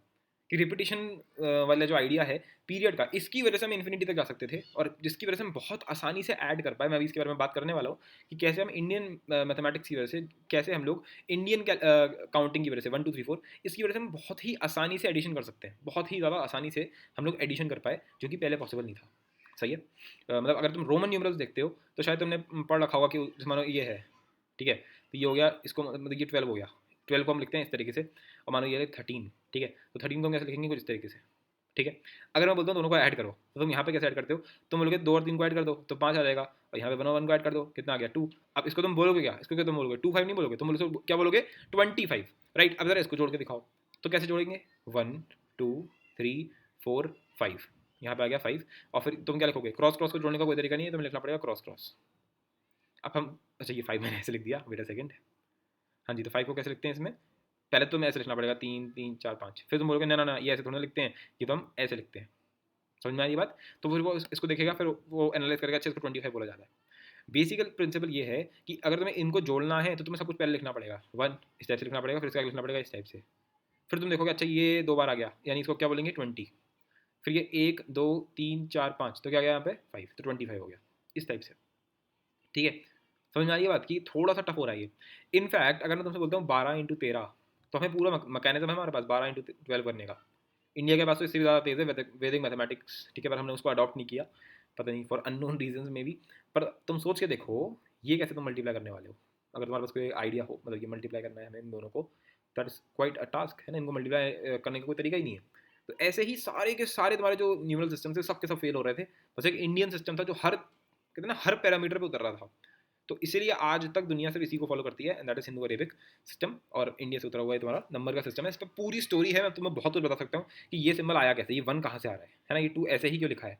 एक्चुअल में 2 ऐसे नहीं लिखा था, इंडिया में तो पहले ऐसे लिखा जाता था इस टाइप से करके, पर इसका वो होता है ना, अरेबिया में पहुंचा, अरेबिया में लोगों की राइटिंग अलग होगी, उन्होंने कुछ अलग तरीके से लिख दिया, फिर यूरोप में गया, इधर उधर घूमते फुराते ये 2 जो था वो आज के टाइम पे ऐसे की जगह ऐसे लिख दिया गया। कुछ कुछ सिंबल तो बहुत ज़्यादा चेंज हो गए हैं, बल्कि इंटरचेंज भी हो गए कुछ तो, कि जो शायद ऐसे लिखते थे यानी 7 को लिखते हैं, ठीक है, और ये तुम्हें पता है हम लोग इसको 6 बोलते हैं, इंग्लिश वाली जो राइटिंग होती है। जो भी है मतलब ओरिजिन हमारा फिलहाल यहीं से हुआ है, इंडिया से। इंडिया ने बहुत ज़्यादा दिमाग लगाया था मून की शेप्स के बेसिस पे, और जाने क्या क्या यार, बहुत ज़्यादा दिमाग लगाया था। एनीवेज, तो हाँ जी, तो कुछ लोगों ने फिर ऑब्जर्वेशन करी है ना, कि क्या ऑब्जर्वेशन हो सकती है भाई, अगर मेरे पास एक टॉफ़ी रखी है और उसमें मैंने 2 टॉफ़ी जोड़ दी, तो आंसर कितना आएगा 3। मेरे पास 2 टॉफ़ी रखी हैं और उसमें मैंने एक टॉफ़ी जोड़ दी, तब भी मेरे पास आंसर आएगा 3। सही बात है, नहीं है? सही है। तो लोगों ने क्या बोला कि अगर मैं कोई नंबर है उसमें कोई दूसरा नंबर मैं जोड़ रहा हूँ, तो अगर मैं दूसरे नंबर में पहला नंबर जोड़ूंगा तो बात वही है, यानी कि अगर इसको सिंपल लेवल पे बोलें, क्योंकि तुम पहली बार तो सीख नहीं रहे हो, तुमने ये सब चीज़ें सुन रखी हैं, पर धीरे धीरे इनका रीज़न समझेंगे, तो ए प्लस बी जो होगा वो बी प्लस ए के बराबर होगा। ये बोलना भी बड़ी बात है अपने आप में। समझ पा रही हो इस बात को, कि 2 + 3 और 3 + 2 ये दोनों बराबर आएंगे, ये अपने आप में बोलना भी एक बड़ी बात है। ठीक है, फिर क्या है, there is no last number, है ना, कोई लास्ट नंबर ना की कोई चीज़ ही नहीं है। ये जो सेट है ये पूरा तुम्हारा अनलिमिटेड सेट है, कि जहाँ तक जाओ वहाँ तक चले जाएगा, कि अगर मैं नंबरों को लेकर बैठ जाऊंगा तो मैं कभी भी बता नहीं पाऊंगा कि सबसे आखिरी नंबर कौन सा है। अच्छा, इसमें एक इनबिल्ट ऑर्डर भी है, तुमने ये चीज़ नोटिस करी होगी, इसमें एक इनबिल्ट ऑर्डर है। इनबिल्ट ऑर्डर मतलब कि 1 इसके बाद आता है 2, तो हमने पहले मान के रखा हुआ है कि यार 2 जो होगा वो इससे बड़ा होगा, क्योंकि इसका ओरिजिन कहाँ से हो रहा है, इसका ओरिजिन हो रहा है टॉफियों से, कि ये पहली टॉफी है और ये 2 टॉफी है। हमें पहले से पता है कि 2 टॉफी जो होती हैं वो एक टॉफी से ज़्यादा है, तो हमने पहले ही मान लिया कि 1 जो होगा वो 2 से छोटा होगा, ये हम पहले से मान के चल रहे हैं। ये इनबिल्ट ऑर्डर, इसको बोलते हैं बाय डिफॉल्ट, ये इंट्यूटिव ऑर्डर है जो नेचुरल नंबर, इसको हम बोलते हैं नेचुरल नंबर्स। ठीक है, तुमने डेफिनेटली पढ़ रखा है, ये सब बहुत बेसिक बातें कर रहा हूँ, मुझे पता है, पर मैं तुम्हें बिल्कुल बेसिक से ले जाना चाह रहा, जान पूछ के, जिससे कि आगे जाके तुम्हें कोई कन्फ्यूजन ना हो, कि जब मैं आगे जाके कोई इंटीग्रेशन कर रहा हूँ और बहुत ही बेसिक लेवल का पॉइंट आ जाए, तब अगर तुम्हारी नैया डूब गई तो मुझे बहुत बुरा लगेगा कि इसको ये भी नहीं आता। ठीक है, तो अगर अब मैंने तुम्हें पढ़ा रहा हूँ जिस लेवल पे, जिसको आता है वो स्किप करेगा, स्किप तो मत ही करना, तुम 2x पे देख लो यार चाहो तो इसको, या फिर तुम आगे कर करके देख लो, पर देख लो, है ना, एक बार ऐसा हो जाएगा कि हाँ यार हमने भी सब रिवाइज कर लिया, ऐसा वाला है, जिसको सब आता है उसको सब आता है, जिसको नहीं आता उसका बहुत अच्छे से हो जाएगा सब कुछ। ठीक है, तो मेरा प्लान यही कि एकदम बिल्कुल हर एक क्वेश्चन का आंसर करते हुए मैं चलूंगा, जितने भी मेरे को लगते हैं, और बाकी अगर तुम कुछ होगा तो तुम कमेंट में पूछ लेना, मैं तुम्हें आंसर कर दूंगा, अगर वो इंटरेस्टिंग हुआ डेफिनेटली, है ना, ऐसा थोड़ा ना कोई कि जो मैंने पढ़ा दिया वो तुम वही पूछे जा रहे हो बार बार। एनीवेज, एवरी नंबर है सक्सेसर, ठीक है, मतलब कि अगर 2 है तो उसके आगे वाला पक्का होगा 3। अगर मैं तो सामने लिख दूंगा 1098763258, इस टाइप का बड़ा नंबर लिख दूंगा, तो इसके भी आगे एक नंबर होगा जिसका नाम होगा ये। ठीक है, तो हर एक नंबर का एक सक्सेसर है, उसके आगे वाला है, हर नंबर से पहले भी एक नंबर है, यानी कि 10987632 और इससे पहले भी एक नंबर है जिसका नाम है 7। तो ये सब ऑब्जर्वेशन हैं जो लोगों ने करी उस टाइम के। ठीक है, पर हर नंबर का जो प्रेडिसेसर है, इसको बोलते हैं प्रेडिसेसर, कि इससे पहले वाला सक्सेसर, यानी कि इसके बाद वाला प्रेडिसेसर में एक दिक्कत है कि 1 से पहले कुछ नहीं है, 1 से पहले हमें नहीं पता क्या आता है, अभी 0 की डिस्कवरी नहीं हुई है फिलहाल में, तो 1 से पहले क्या आता है वो हमें नहीं पता। ठीक है, बढ़िया, आई होप उसमें कोई दिक्कत नहीं। फिर क्या हुआ, फिर लोगों ने बोला, लोगों ने ये बोला कि राम है, श्याम है, घनश्याम है और मान लो माधव है, ये 4 लोग हैं, और इन चारों लोगों के पास 2-2 टॉफ़ीज़ हैं। ठीक है, तो बताओ कितनी टॉफ़ी हुई। ठीक है, तो हमने बोला राम के पास कितनी टॉफ़ी, 2 टॉफ़ी, श्याम के पास कितनी टॉफ़ी, 2 टॉफ़ी, घनश्याम के पास कितनी टॉफ़ी, 2 टॉफ़ी, इसके पास कितनी, 2 टॉफ़ी, तो टोटल कितनी टॉफ़ी। लोगों ने बोला सिंपल है, जोड़ दे यार, 2 + 2 + 2 + 2। आंसर कितना आ गया भाई, 2 + 2 कितना होता है, 4 होता है भाई साहब, 2 और 2 कितना होता है, 4 होता है ना। सॉरी, ये कितना हो गया, 4, 4 + 2 करोगे तो कितना आएगा, 6 आएगा, 6 + 2 कितना होता है, 8 होता है साहब। तो इसका आंसर कितना आ गया सर जी, 8 आंसर आ गया सर जी इसका। तो इसको यार थोड़ा छोटा करने के लिए लोगों ने सोचा कि बिल्कुल सेम चीज़ लिखी है, 2 2 2 2, इसको कुछ अलग तरीके से सोचा जाए। तो उन्होंने बोला यार ये 2 लिखा है कितनी बार, 1 2 3 4, तो उन्होंने इसकी एक नोटेशन बना दी। उन्होंने बोल दिया 2 को 4, और जब थोड़ा ये जो क्रॉस का साइन है इसको घुमा देंगे तो ये ऐसा बन जाएगा भाई, जो प्लस का साइन है उसको घुमा दो तो क्या बन जाएगा ऐसा। सही बात है, नहीं है, घुमाना ही तो है बस। तो घुमा के लिख दिया उन्होंने इस चीज़ को, और उन्होंने बोला कि 2 को अगर घुमा देंगे, इंटू 4 लिख देंगे, तो इसका मतलब क्या है, आज की बात है, इसका मतलब हो गया 2 2 2 2, 4 बार लिख दो 2, और फिर हर जगह पे लगा दो प्लस, अगर यहाँ पे घुमा हुआ वाला साइन लगा हुआ है। और इस घुमा हुए वाले साइन को नाम दिया गया आगे जाके मल्टीप्लाई, मल्टीप्लिकेशन, मल्टीप्लाई। ठीक है, परफेक्ट। आ जाइए साहब, आगे बढ़ते हैं। तो ये सिलसिला आगे बढ़ता चला गया ऑब्जर्वेशंस का, क्योंकि यार जो इंसान खाली बैठा हुआ है, उसके बाद कुछ है नहीं काम करने के लिए, तो वो ये सब सोचता रहता है यार ऐसा हो गया वैसा हो गया। ठीक है, तो मल्टीप्लिकेशन का कंसेप्ट भी यहाँ से शुरू होने लग गया है। अभी ये नहीं आया कि 2 × 4 8 कैसे हो गया। ठीक है, अभी तो 2 × 4 8 कितना क्यों होता है, क्योंकि 2 + 2 + 2 + 2 ये क्या होता है, ये 8 होता है। अभी मेरे पास ऐसा कोई एल्गोरिथम नहीं है जैसे कि मैं ये बता सकूँ कि अगर मैं तुम्हारे सामने ये दूँ, मान लो कि 298 × 396, तो इसका तुम आंसर कैसे बताओगे। तो तुम सर जी ऐसे बताते हो, 396 लिख दिया, 298 लिख दिया, यहाँ पे मल्टीप्लिकेशन का साइन बनाया, और फिर तुम शुरू हो जाते हो 8 6 जे वो ये सब शुरू करते हो ना तुम। तो ये सब कहाँ से आया, ये अभी नहीं आया है, इसकी डिस्कवरी नहीं हुई अभी तक। अभी तो बस इतना जानते हैं कि अगर मैं तुम्हारे सामने लिख रहा हूँ 296 × 384, इसका मतलब क्या है कि 384 को 296 बार प्लस कर दे, या फिर 296 को 394 बार प्लस कर दे, ये मतलब है इसका। सही है, आइए साहब सेवन्थ ऑब्जर्वेशन पे आ जाते हैं। सेवन्थ ऑब्जर्वेशन में ये बोला गया कि अगर मैं एक टॉफ़ी है, 2 टॉफ़ी है और 3 टॉफ़ी है ऐसे रखी हुई थी, माने ये राम है, वो आया, उसने अपनी 1 टॉफ़ी दे दी, श्याम ने आके अपनी 2 टॉफ़ी दे दी, घनश्याम ने आके अपनी 3 टॉफ़ी दे दी, तो बता टोटल कितनी टॉफ़ी। ठीक है, तो जब मान लेते हैं सुनीता से पूछा गया, उसने पहले इन दोनों को जोड़ा, और फिर जब उसने इन दोनों को जोड़ा तो क्या आंसर आएगा, पहले उसने बोला भाई साहब पहले 3 आ चुका है, फिर उन्होंने बाकी की जो बची हुई 3 टॉफ़ी थी उनको जोड़ा, तो 3 + 3 उसने आंसर कितना बताया भाई साहब, 6 टॉफ़ी। फिर एक और आई गीता, उसने पहले इन दोनों को जोड़ दिया, तो कितनी हो गई, 5 टॉफ़ी। उसने बोला 5 है और एक और जीवी है अपने पास, तो फिर से आंसर कितना आ गया, 6 टॉफ़ी, 6 टॉफ़ी। फिर एक और आगे मान लेते हैं माला। ठीक है, उसने पहले क्या करा, उसने पहले पहली टॉफ़ी जोड़ी और ये वाली, उसने पहले ये वाली जोड़ दी। ठीक है, पहली और ये 3, तो टोटल 4 टॉफ़ी हो गई, और फिर ऐसे करके जोड़ दी 2, तो यहाँ पे कितनी टॉफ़ी आ गई, फिर से 6 टॉफ़ी आ गई। तो सबका आंसर सेम आ रहा था। तो ये काफ़ी ऑब्वियसली इंट्यूटिव भी है कि तुम एक डिब्बे के अंदर जितनी टॉफ़ी डालते जाओ, चाहे ये पहले डाल के इसको साथ जोड़ो, चाहे इसको जोड़ो, वो आपका आंसर सेम ही आने वाला है।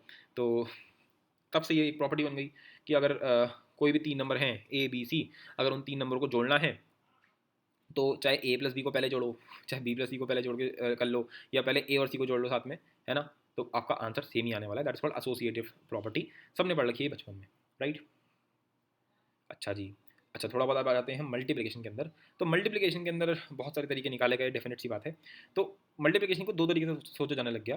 जैसे मैं तुम्हें बताता हूँ, तुम्हारे पास मान लो 6 बीड्स रखे हुए हैं, बीड्स मतलब चलो तुम बॉल्स मान सकते हो, चलो 6 बॉल है हमारे पास। तो लोगों ने उसको ऐसे सोचा कि 2-2 के ग्रुप में मारने, तो 2 बॉल, 2 बॉल, 2 बॉल, तो टोटल कितनी हो गई, 2 + 2 + 2, तो इसको कैसे लिखा गया, 2 × 3, तो आंसर कितना आ गया, 6।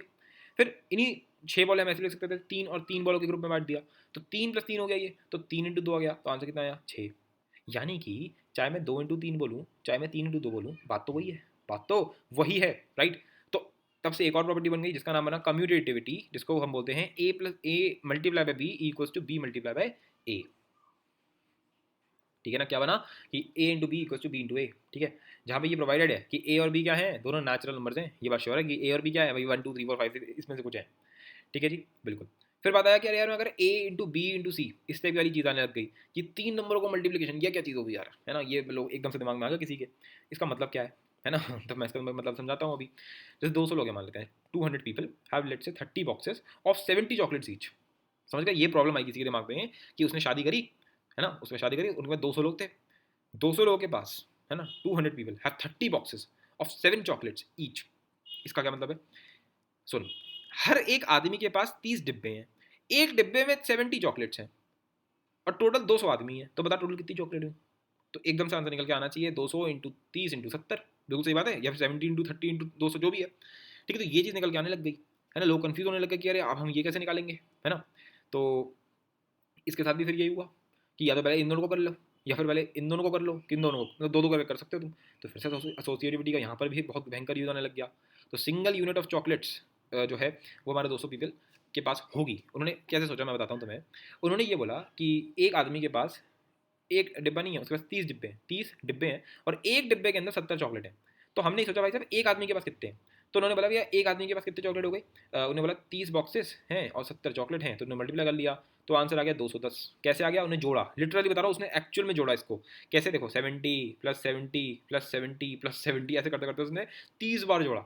और उस टाइम में तो एडिशन का भी कोई एल्गोरिथम नहीं था, उसने ऐसे जोड़ा होगा 70 70 70 70 70, भाई साहब 30 बार उसने 70 को जोड़ा होगा, तब आंसर आया होगा उसका 210, ठीक है जी। और 30 बार अगर जोड़ेगा तो 2100 आएगा, सॉरी सॉरी सॉरी, इसका आंसर कितना आएगा 2100।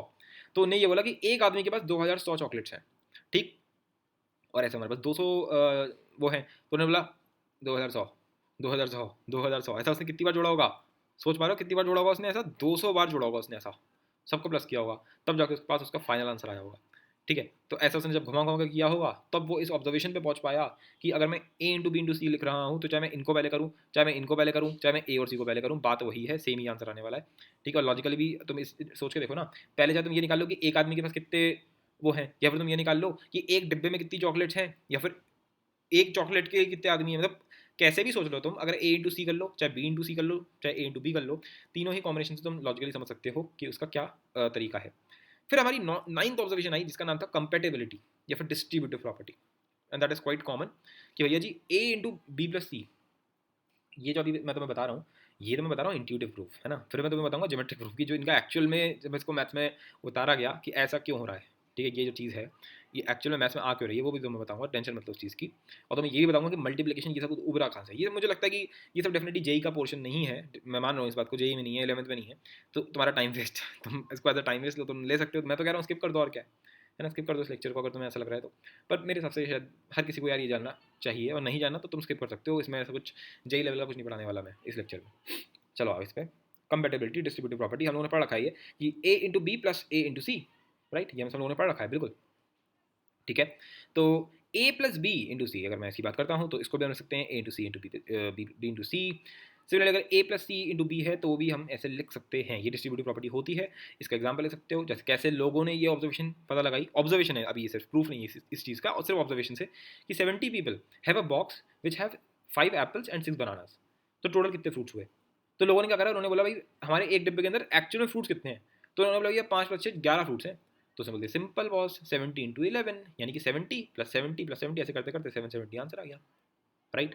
फिर किसी ने क्या बोला, किसी ने, एक और आदमी था उसने ये सोचा ही नहीं कि पहले एप्पल्स निकाल लो बनाना निकाल लो, उसने ये तो सोच लिया कि एप्पल भी फ्रूट है बनाना भी फ्रूट है। उसने क्या करा बेचारे ने, उसने बोला भैया 70 इंटू 5 इतने तो एप्पल है, फिर 70 इंटू 6 इतने तो बनाना है। तो उन्होंने उन्होंने बोला अच्छा इसका आंसर कितना आया बेटा 350, ठीक है, इसका आंसर कितना आया 420, राइट। तो 350 एप्पल हैं, 420 क्या है, 420 बनाना है।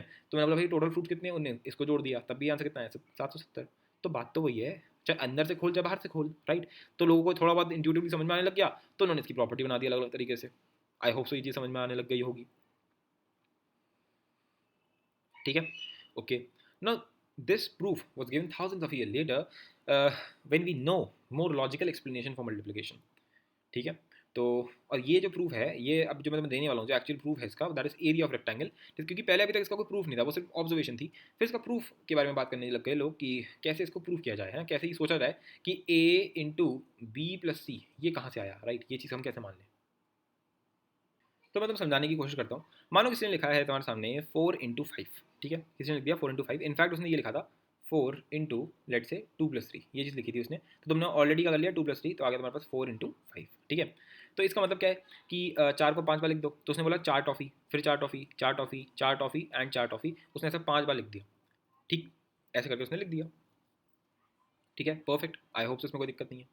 एक आदमी और आया, उसने बोला, उसने जो ओरिजिनल प्रॉब्लम थी 4 × 2 + 3, उसको उसने ऐसे लिखा 4 × 2 प्लस 4 × 3, उसने ऐसे लिखा इसको जानबूझ के। तो 4 × 2 का क्या मतलब है कि 4 को 2 बार लिखो, 1 2 3 4, फिर उसने लिखा 1 2 3 4, इसका क्या मतलब है, इसका मतलब है 4 × 3। फिर हमने बोला यार 4 × 3, सॉरी 4 × 2 था, 4 × 3 ये कितना होगा, 1 2 3 4, पहली बार 1 2 3 4, दूसरी बार 1 2 3 4, 3 बार, खत्म बात, तो ये कितना हो गया 4 × 3। अब उसने बोल दिया इनको जोड़ दो, जैसे ही मैंने इनको जोड़ा मैंने कहा यार ये लिखा हुआ है, यही तो ये लिखा हुआ है भाई, पहली दूसरी तीसरी चौथी पांचवी, पहली दूसरी तीसरी चौथी पांचवी, राइट, तो ये दोनों तो बराबर आ गए। दैट मीन्स कि 4 × 2 + 3 बराबर है किसके, 4 × 5 के, and that is further equal to 4 × 2 + 4 × 3, ठीक है। तो ये कई लोगों ने प्रूव करने का कोशिश किया, और फिर जिन लोगों को रेक्टेंगल का एरिया पता था उन्होंने इसको एक्चुअल में प्रूव कर डाला algebraically, and that is quite interesting actually. तो मैं तुम्हें करके दिखाता हूँ पहले एक बार, ठीक है। अभी के लिए मैं मान के चलूँगा कि तुम्हें ये चीज़ आती है, क्या आती है तुम्हें, ये चीज़ आती है कि जो एक रेक्टेंगल होता है, रेक्टेंगल में ये अगर इसकी लेंथ है, ये अगर इसकी ब्रेथ है, क्या ब्रेथ, तो इसका जो एरिया होगा, इस रेक्टेंगल का जो एरिया होगा उसको हम बोलते हैं लेंथ इंटू ब्रेथ। क्यों आ रहा है, कहाँ से आ रहा है, वो बाद में डिस्कस करेंगे, पर अभी के लिए तुम्हें शायद इतना तो आता ही होगा कि लेंथ इंटू ब्रेथ हम इसको बोलते हैं, ठीक है जी। चलो जो भी है, तो अगर मैं तुमसे ऐसे बोलूँ, मानो तुम्हारे सामने ये लिखा हुआ है, ठीक है, और मान लेते हैं कि ये वाली जो साइड है, ये जो इसकी ब्रेथ है, इसको मैंने बोला ए, और ये जो है ये, इसको मैंने नाम दिया B+C। क्या बोला मैंने इसको, B+C। B+C मतलब इन द सेंस कि इतना जो डिस्टेंस है उसको तुमने मानो B बोल दिया, और इतना जो डिस्टेंस है उसको लेट से तुमने बोल दिया C, राइट। अब किसी ने क्या करा, इतना बड़ा जो रेक्टेंगल था, अगर मैं बोलता हूँ कि इस रेक्टेंगल का एरिया बता, तो एरिया क्या होगा इस रेक्टेंगल का, तो तुम बोल दोगे अपने आप यार देखो लेंथ इंटू ब्रेथ है ना, तो A मल्टीप्लाई बाय क्या, B+C। अच्छा, मल्टीप्लाई का साइन को हम हटा भी सकते हैं, तो हम डायरेक्ट लिख सकते हैं A × B+C, ऐसे भी लिख सकते हैं A × B+C, ठीक है। तो लोगों ने बोला चलो सही है, ऐसे लिख दिया इसने, बहुत अच्छी बात है, बहुत दिल खुश हुआ, अच्छा मजा आया काफ़ी।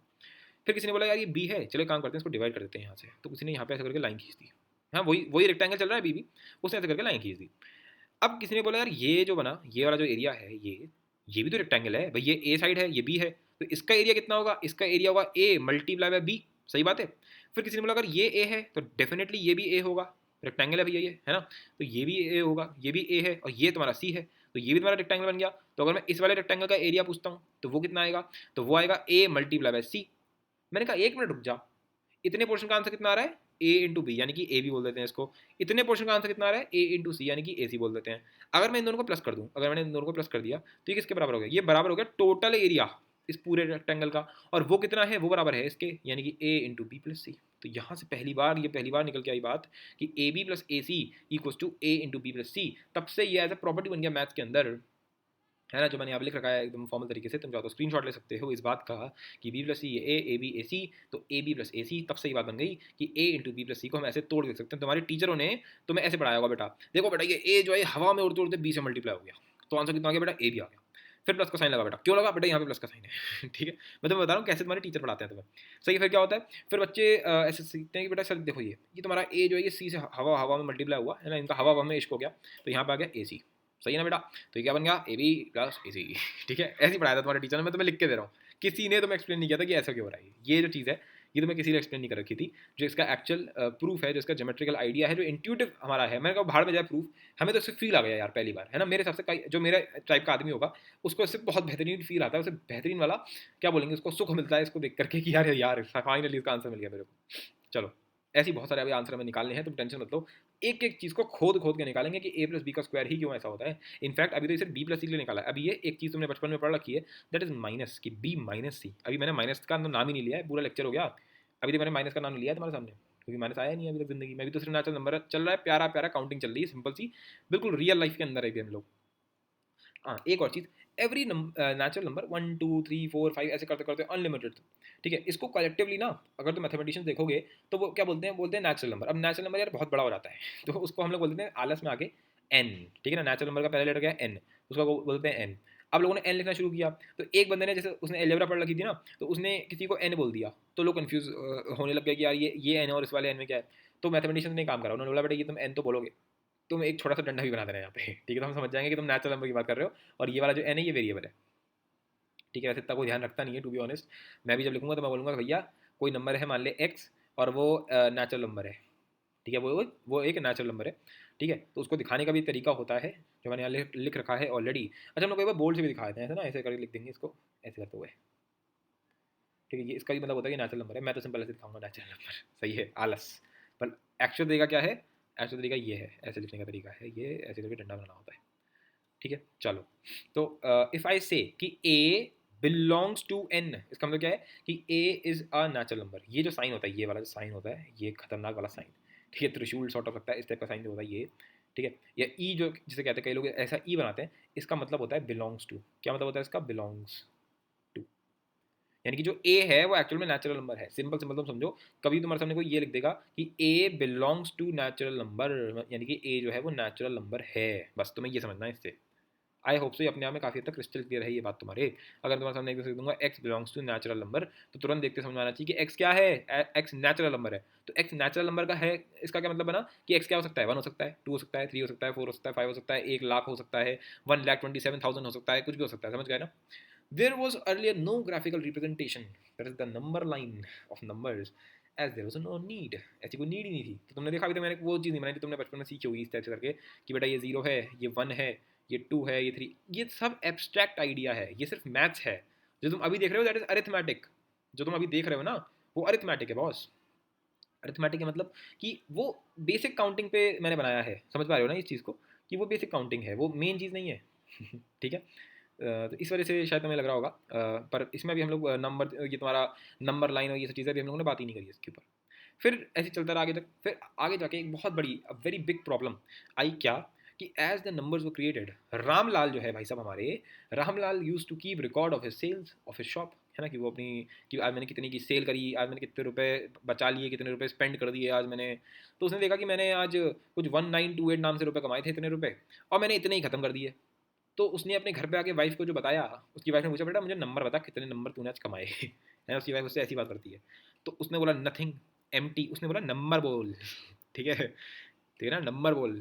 तो अब रामलाल कंफ्यूज बेचारा कि यार हमारे जो मैथ वाले अंकल हैं उन्होंने तो हमें कुछ बताया ही नहीं है, काउंटिंग तो हमारी यहाँ से शुरू होती है 1 2 3 4 ऐसे करते करते, राइट। तो बहुत ही क्रूड सेंस में वहाँ से आविष्कार हुआ जीरो का। रामलाल की वाइफ ने आविष्कार आविष्कार कर दिया जीरो का। एनीवेज, जीरो बहुत ही फिलोसॉफिकल कंसेप्ट है, किसी ने इस पर फिलोसफी झाड़ेंगे 3 4 घंटे 7 8 घंटे शिकागो में जाके। एनीवेज, स्वामी विवेकानंद की स्पीच सुनेंगे बढ़िया वाली, मज़ा आएगा, द इम्पोर्टेंस ऑफ ज़ीरो। ठीक है, मजाक से हटके, मतलब ज़ीरो काफ़ी सही चीज़ है यार, इन्फानाइट है एक्चुअल में ये। चलो खैर छोड़ो इस चीज़ को। तो मतलब यहाँ तो तुम्हारा ज़ीरो नाम का एक वो बनने लग गया, तो एक चीज़ ऐड हो गई हमारे साथ कि 0 1 2 3 4 ऐसे करते करते नेचुरल नंबर्स के साथ ज़ीरो का भी एडिशन हो गया, तो इसको लोग बोलने लग गए होल नंबर, कि अब ये कंप्लीट हो चुका है, ठीक है। पर अभी यार कोई भी चीज़ इतनी, मतलब कहते हैं ना सुख जो बहुत टाइम तक रुकता नहीं है। फिलहाल पहले मैं इसको एल्जेब्रिकली समझा देता हूँ एक बार। अगर एल्जेब्रिकली तुम सोचो, तो अगर तुम्हारे सामने लिखा है किसी ने कि a plus x equals to b, right, और तुमसे को बोल दे कि a और b बराबर है, मान लिया ऐसे लिख दे कोई 5 प्लस एक्स जो है वो 4 के बराबर है। नहीं नहीं नहीं नहीं नहीं, चलो ऐसा मान लेते हैं कि 5 प्लस एक्स जो है वो 7 के बराबर है। तो शायद कुछ लोग समझ जाएंगे कि 5 टॉफ़ियों में अगर मैं 2 टॉफ़ी जोड़ दूंगा तो 7 आ जाएगा। तो एक्स लोग बोलते हैं क्या आएगा आंसर एक्स का, 2 आएगा, क्योंकि अगर मैं 5 में 2 टॉफ़ी जोड़ देता हूँ तो 7 टॉफ़ी बन जाएंगी। सिंपल। लोगों को दिक्कत तब होने लग गई जब किसी बेवकूफ़ ने ये बोल दिया कि यार 5 में मैं कितने, 5 टॉफ़ियों में मैं कितनी टॉफ़ी जोड़ूँ कि आंसर मेरा 5 ही आ जाए। अब लोगों का दिमाग खराब कि भैया 5 टॉफ़ियों में कौन सी कितनी नंबर ऑफ टॉफ़ी जोड़ूँ कि 5 आ जाए, तो इसका आंसर कितना होगा, अंडा जी 0, एक भी टॉफ़ी नहीं जोड़नी तुम्हें। ठीक है, तो नंबर वाइज हम नहीं लिख पाते थे, वरना कोई भी दिमाग वाला इंसान बोल देगा कि नहीं बॉस एक भी टॉफ़ी नहीं जोड़नी है इसके अंदर, राइट। चलो ऐसी दिन एक हमारा बेचारा प्यारा सा बच्चा था, वो खेलते खेलते उसने आकर लिख दिया कि 5 टॉफ़ी में ऐसी कितनी टॉफ़ी जोड़ूँ कि आंसर 4 आ जाए। 5 टॉफ़ियों में ऐसी कितनी टॉफ़ियाँ जोड़ूँ कि 4 आ जाएगा। तो इसका उसका एक होशियार दोस्त था, उसने बोला बेवकूफ़ आदमी तेरे को 5 में जोड़नी नहीं है, तुझे 5 में से एक टॉफ़ी मुझे देनी है। मैं खा लूँगा तो अपने आप 4 हो जाएंगी। तो उसने बोला लेकिन मैं यहाँ पे लिखूँ क्या। उसका बेचारे का नादान क्वेश्चन था ये। उस टाइम पे मैथ्स वाले ने कुछ बताया नहीं रखा था, मैथ्स वाला का तो सिंपल था बस 0 1 2 3 4 प्लस एंड मल्टीप्लिकेशन, अपन की जिंदगी जिंगा लाला। ठीक है ना, टाटा स्काई उस टाइम पे था नहीं, तो इसी उनका जिंगा लाला चल रहा था, 0 1 2 3 4 डॉट डॉट, फिर आपका प्लस और मल्टीप्लिकेशन, खत्म बात। ठीक है, इतने सिंपल से कन्फ्यूजन पे लोगों को कन्फ्यूजन लग गया कि यार 5 में ऐसा क्या जोड़ें कि 4 आ जाए। तो उसने दोस्त ने एकदम सही आंसर दिया था कि 5 में से एक टॉफी मुझे देते, मैं खा लूंगा, 4 हो जाएगी, राइट। वहां से पहली बार माइनस नाम के शब्द का आविष्कार हुआ कि जो उसको अपने दोस्त को वो जो टॉफी देनी थी जिससे कि वो खा सके उस टॉफी को, उसका नाम दिया गया माइनस, MINUS, माइनस।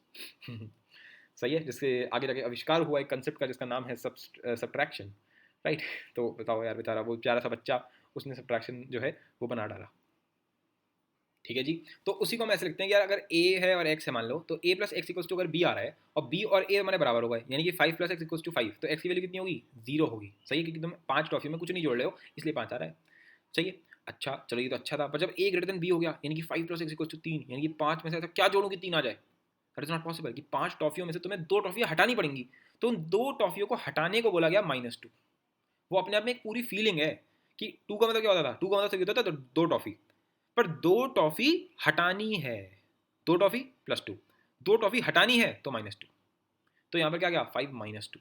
तब से आंसर बन गया क्या, कि 5 में अगर -2 जोड़ दिया जाए, अगर 5 में यहाँ लिखा था 5 प्लस और यहाँ पे कोई चीज़ है और ये लिखा है, इसका आंसर कितना आ रहा है, 3 आ रहा है, तो इसके अंदर मैंने क्या डाला, -2।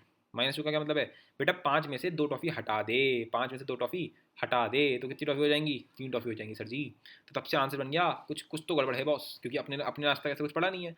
तब से एक और सेट ऑफ नंबर्स का आविष्कार हो गया जिनका नाम था नेगेटिव नंबर्स और जीरो, राइट। तो ये टुगेदर जब हम सबको जोड़ दिया गया तो हमारे आविष्कार हो गया था इंटीजर्स का, जिसको हम शो करते हैं जेड से।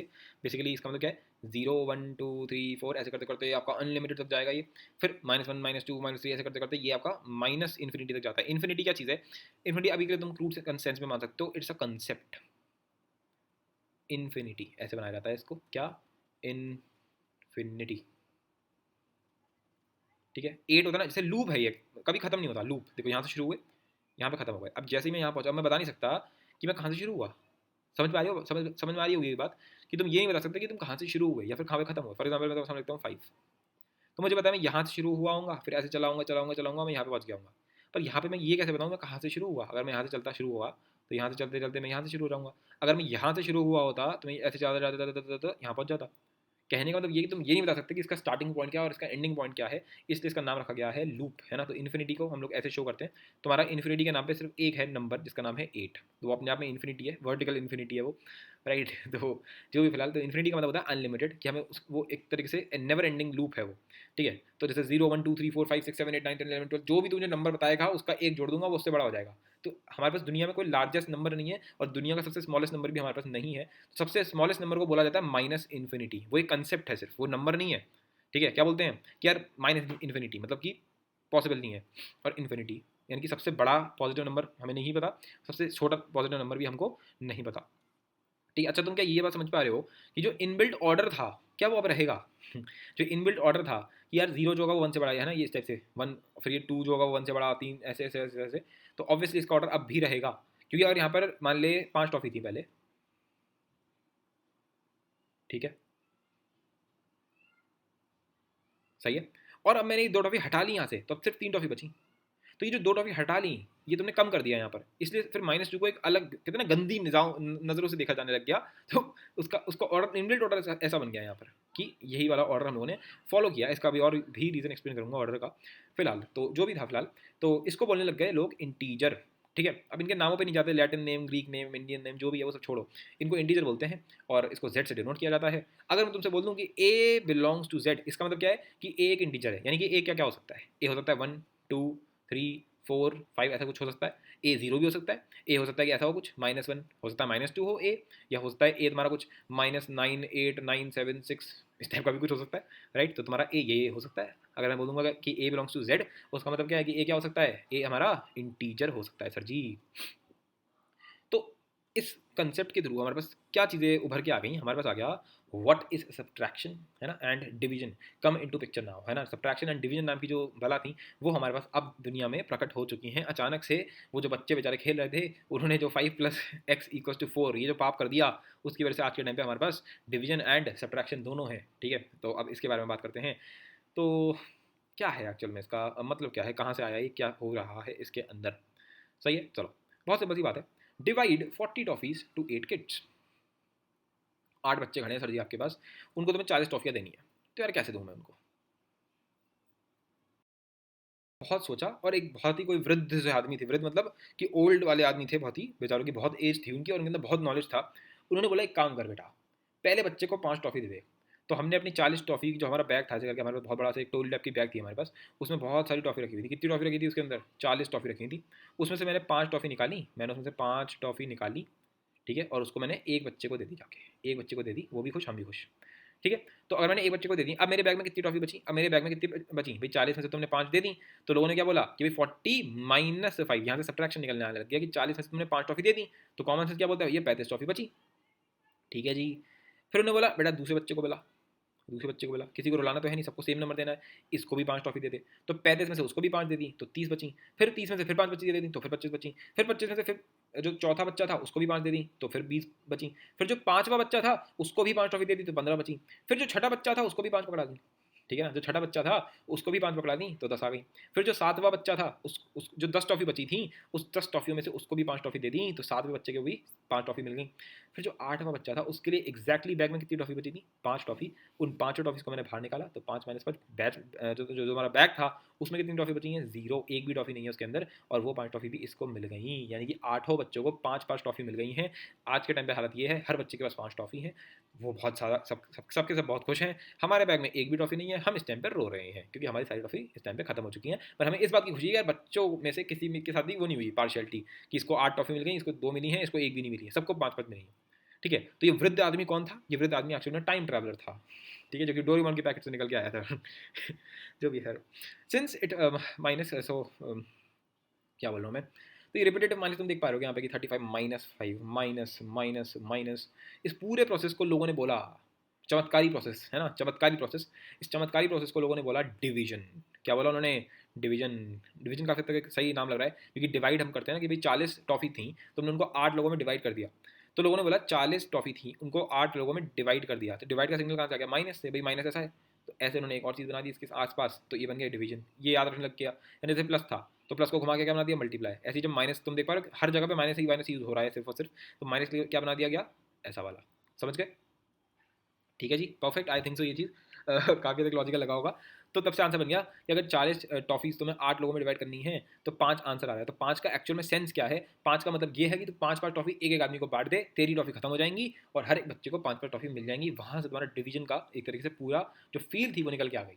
ठीक है, अब अभी तक तुम देख पा रहे हो कि हमें ये नहीं पता कि एक्चुअली में एडिशन, सब्ट्रैक्शन, मल्टीप्लिकेशन, डिवीजन, इनका एल्गोरिथम क्या है, जो हम बचपन से पढ़ते हुए आ रहे हैं। कुछ इस टाइप से लिखते हैं ना हम लोग, इस टाइप से लिखते नहीं लिखते, 8 5 इज 40 माइनस यहाँ पे आ गया 0। सर ये तो अभी तक आपने समझाया नहीं है ना, ये कहाँ से आ गया? है ना, आप तो बोले हर चीज़ समझाओगे। पढ़ेंगे, टेंशन मत ले, अभी उसके हम प्लेस वैल्यू का कंसेप्ट पढ़ेंगे। अब एक घंटे का हो चुका है, अगले लेक्चर में देखते हैं मल्टीप्लिकेशन, डिवीजन, सब्ट्रैक्शन। फिर हम लोग और भी, ये तो चलो ये पढ़ेंगे ही पढ़ेंगे कि डिवीजन कहाँ से आया और आपका मल्टीप्लिकेशन कहाँ से आया, एडिशन कहाँ से आया, सब्ट्रैक्शन कहाँ से आया, ये सब तो पढ़ेंगे पढ़ेंगे, छोटा सा है ये तो। इसके बाद हम वो सब पढ़ेंगे, आपका natural number, whole number, integers, rational numbers, irrational numbers. बहुत ही मज़ा आने वाला है अगले वाले में भी। सी यू इन दैट वन, और उसमें काफ़ी मज़ा आएगा।